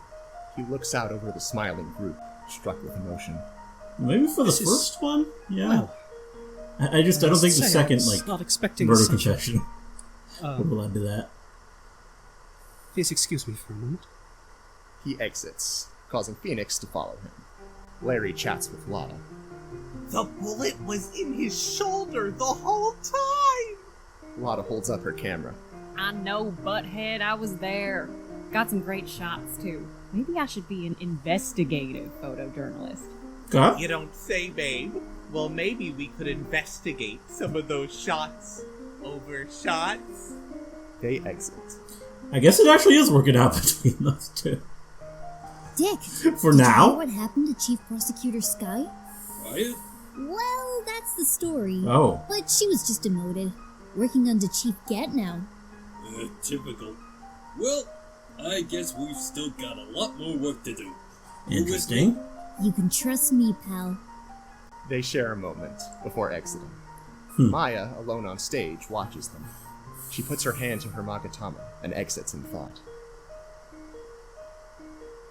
Phoenix re-enters looking for Edgeworth. Edgeworth? Edgeworth. Edgeworth finally reappears, approaching Phoenix. Right. I guess what I want to say is... I'm forever grateful for your foolhardy defense. You saved me, in more ways than one. But I had no idea that everyone here was... Edgeworth, we're your friends. It's what we do. Edgeworth is taken aback by this notion. I wish I knew what to do. After everything I've done, everyone I'd locked away. You're not alone. Well, let's hope most of them Miles. were actually guilty. Your friends are here to help you through it. I'm here. Phoenix could take Edgeworth's hand at this point. We could reopen those cases, run fair trials. Someday we could even help bring back the jury. From both sides of the courtroom. We'll change the world together. That's an incredibly ambitious proposal, right?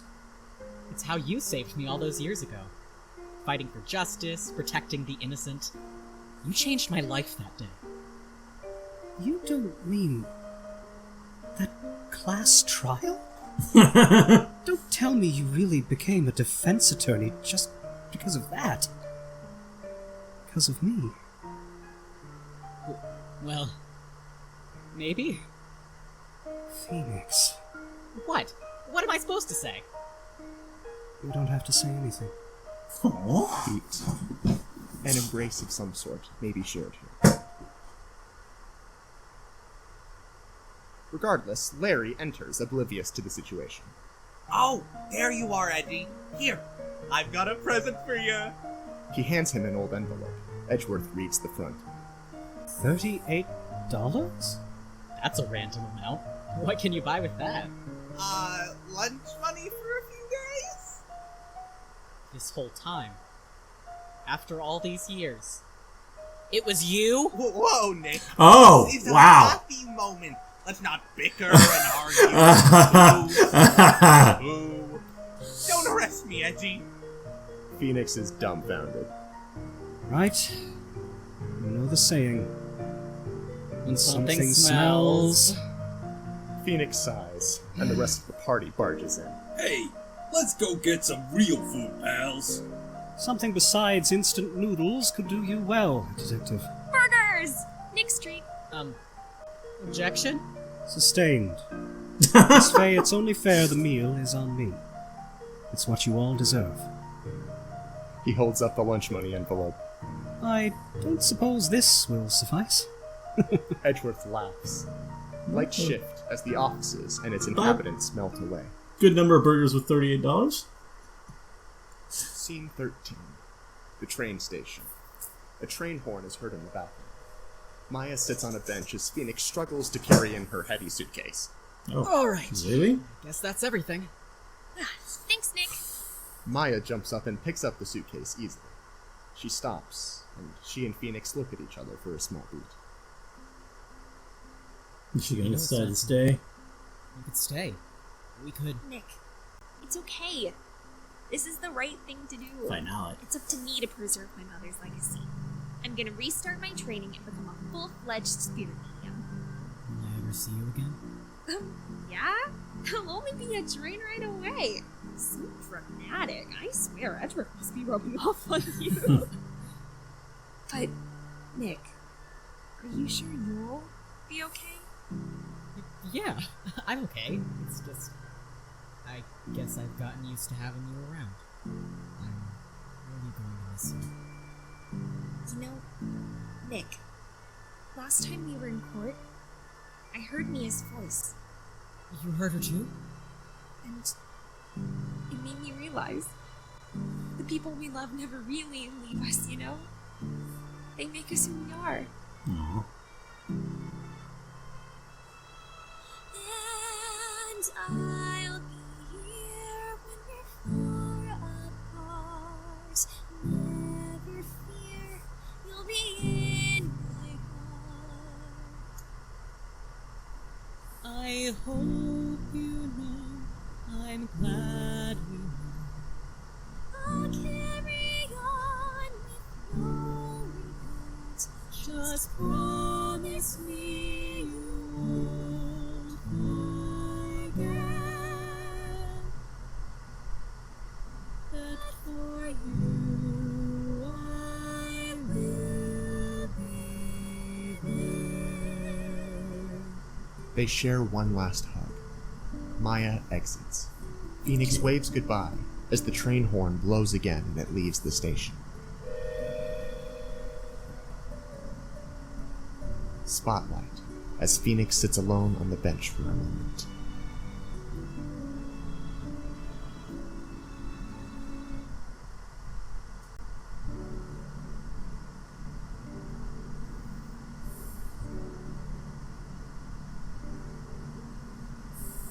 Finally, the case is done. Soon there'll be another one. The search for truth has just begun. And yes, I know, there'll be dangers, there'll be crime. But I'm not afraid this time. I'll face the world and I'll be fine. Because I know I'm not alone. Finally, the nightmare subsided. What I've done cannot be erased. But with new and old friends beside me, I know the future I can face. I know the world will never be perfect, but I'll fight for all that it's worth. I know these trials have brought us together. I know this day is our rebirth.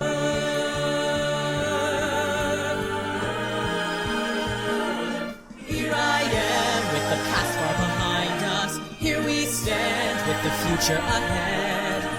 With you trusting me to fulfill our decree, to seek justice for all. Here we fight for what we love and believe in, with your life standing firm as our guide. And with each passing day we'll be paving the way for a future reawakening. Here I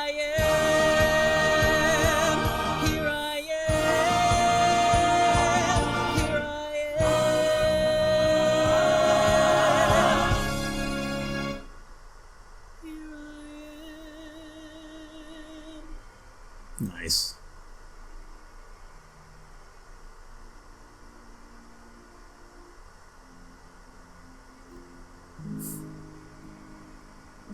Cute art.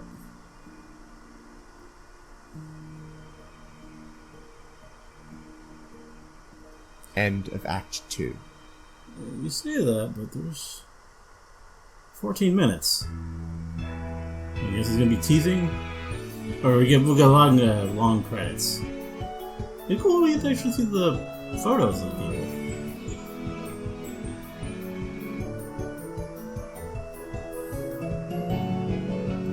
Most of the photos, like, are you a VTuber? I guess.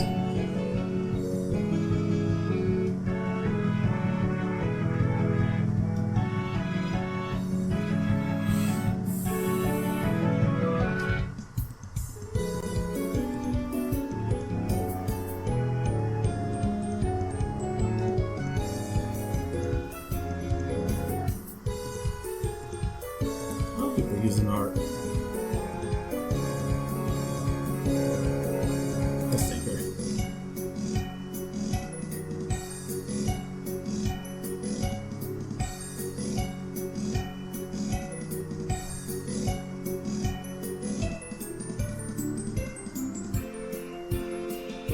I mean, a lot of people, I think, just want to stay fairly anonymous.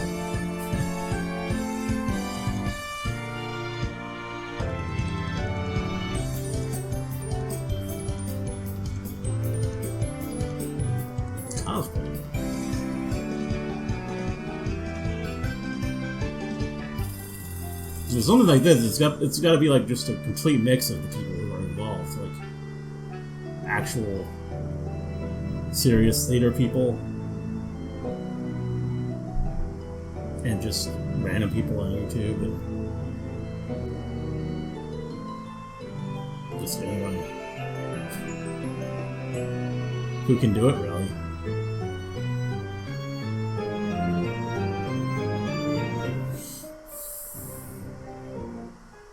This guy was good. I wouldn't have expected he looked like that. That's very different look from Edgeworth.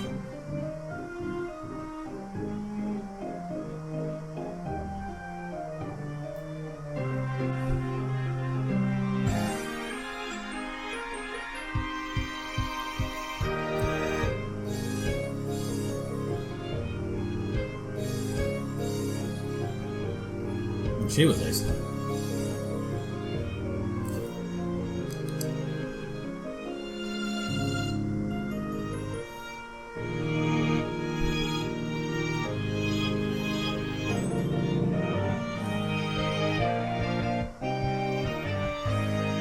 this guy for the lead role. Yeah, he was really good too.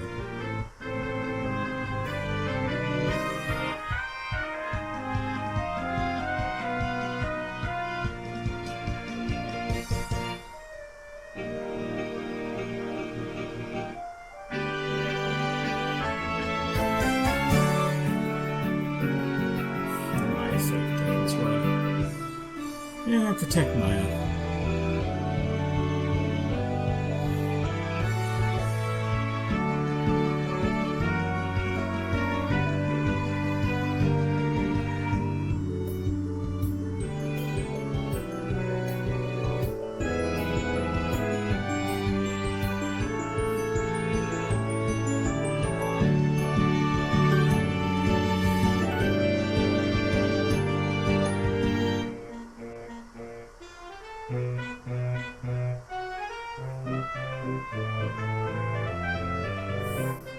Wherever there's a case to try, We'll be there on the trail. we'll keep on searching for the truth, and I don't intend to fail. There's no place I will not go, there's nothing I won't do. We'll stand together side by side, and we'll see it through. And when the witness is clearly lying to throw us off our case, we'll find a contradiction to rub in their smug face. And after we have made our careful selection, with great resolve and great inflection, we'll deflect their misdirections, and with evidence as our aid, we'll yell, yell, yell, yell, yell. Objection! Blackout. The end. Nice, but what's the rest of this time?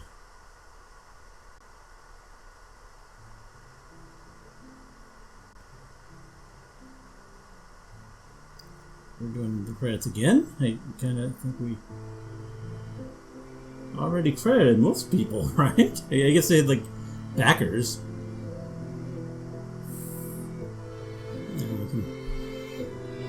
Credit. I mean, make sure everyone's properly credited. That's important.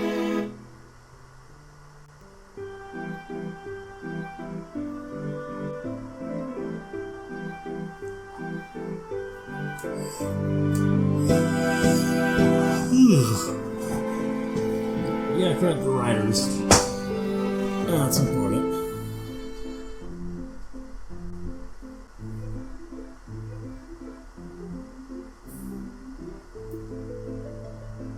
I feel like we credited all this stuff at the start.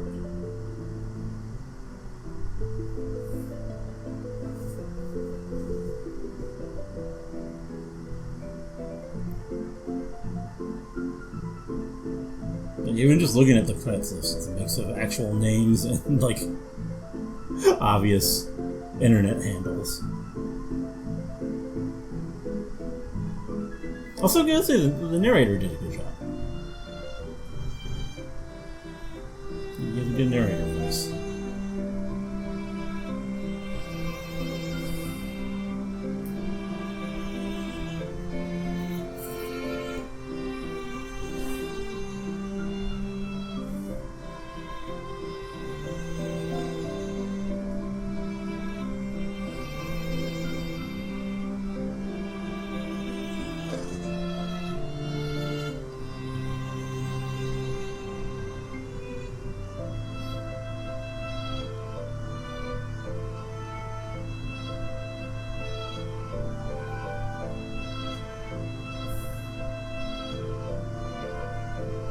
Objection.roll.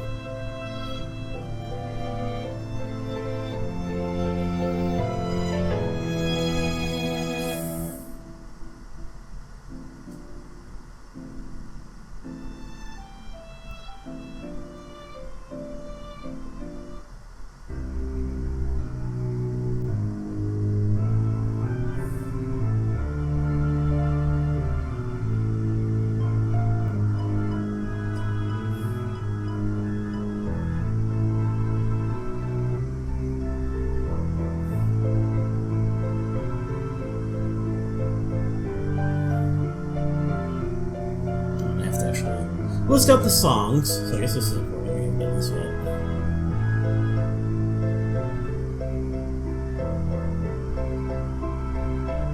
But, I mean, instead of just blankly watching this, I could talk about it a little. I think part 2 was great. Like, I think I was less focused on the musical aspect and more just focused on the plot.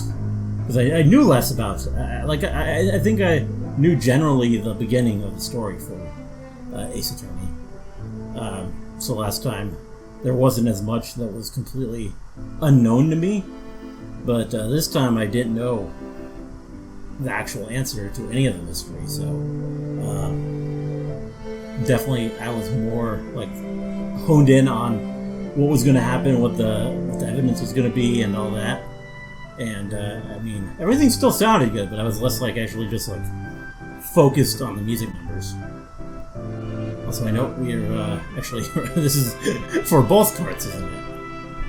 We got the red-white songs, so...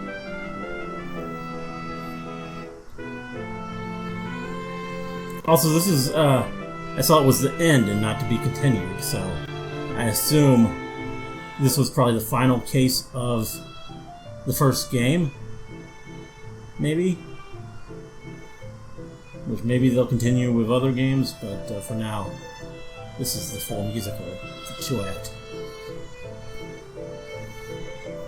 two-act thing. I feel like we told a pretty complete story. So, that makes sense.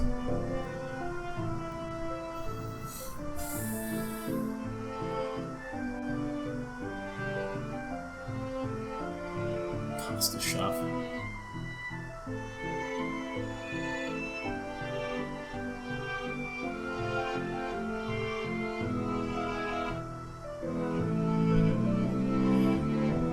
But yeah, there were definitely some still really good songs in there.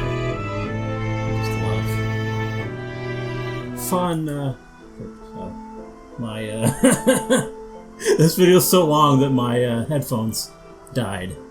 But I think we just got credits, so I'm just gonna, the audio will be a crap, but I'm just gonna let it go. I'm not gonna wait for them to...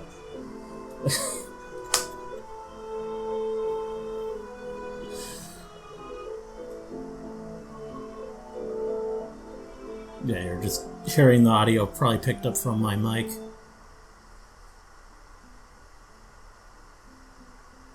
And maybe it's doubled, because it might still be picking it up from the other source, but...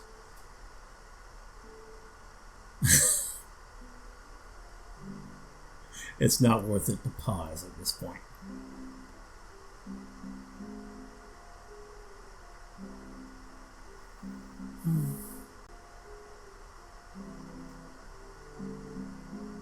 Yeah, very cool story, very interesting case in some ways. We did a lot with the characters, definitely. It fully sort of showed the relationship between Phoenix and Edgeworth. You know, their history now, and it's a pretty interesting dynamic. And yeah, everything with Maya.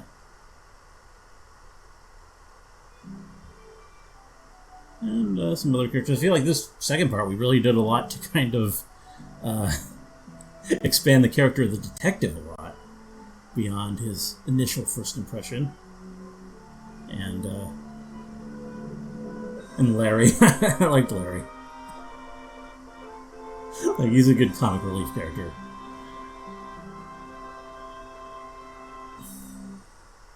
Okay. Yeah, that did. We really did have like 14 minutes of credits. I guess we do have a little stinger. Sorry that the audio is bad for this, if it's anything interesting. Oh. They actually have to have a proper trial for him? I mean, I guess that makes sense.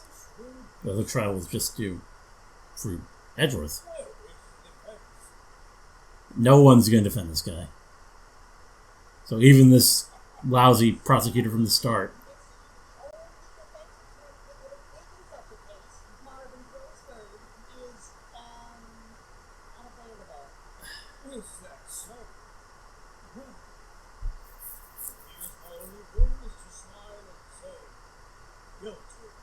Wow. Easy win for this guy.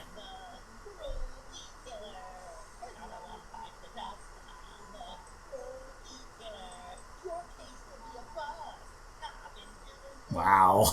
What an insult to this guy.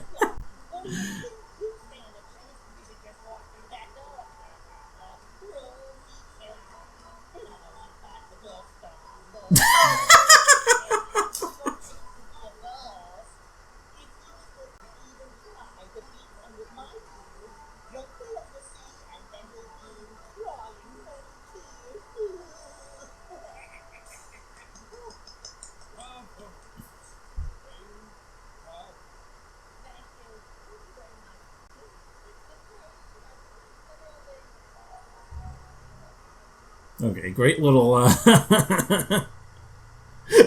end credit scene. That was fun. And there we go. Yeah, that was cool. Like, I know they cut things out that are probably whole cases that are interesting and add to the characters, but as a way to experience the story, I enjoyed this. I can definitely see why people get into Ace Attorney as a series, and I mean, as a musical, this was very well produced and fun and interesting. Let me actually look at my, like, I'm still okay. Yeah, the headphones dying did not disrupt my microphone. That's good. But yeah, very, very cool stuff. Looking if there's any indication that they're continuing with anything else. Well, I guess this is pretty good indication. Their next Ace Attorney musical is something that suggests there's going to be one.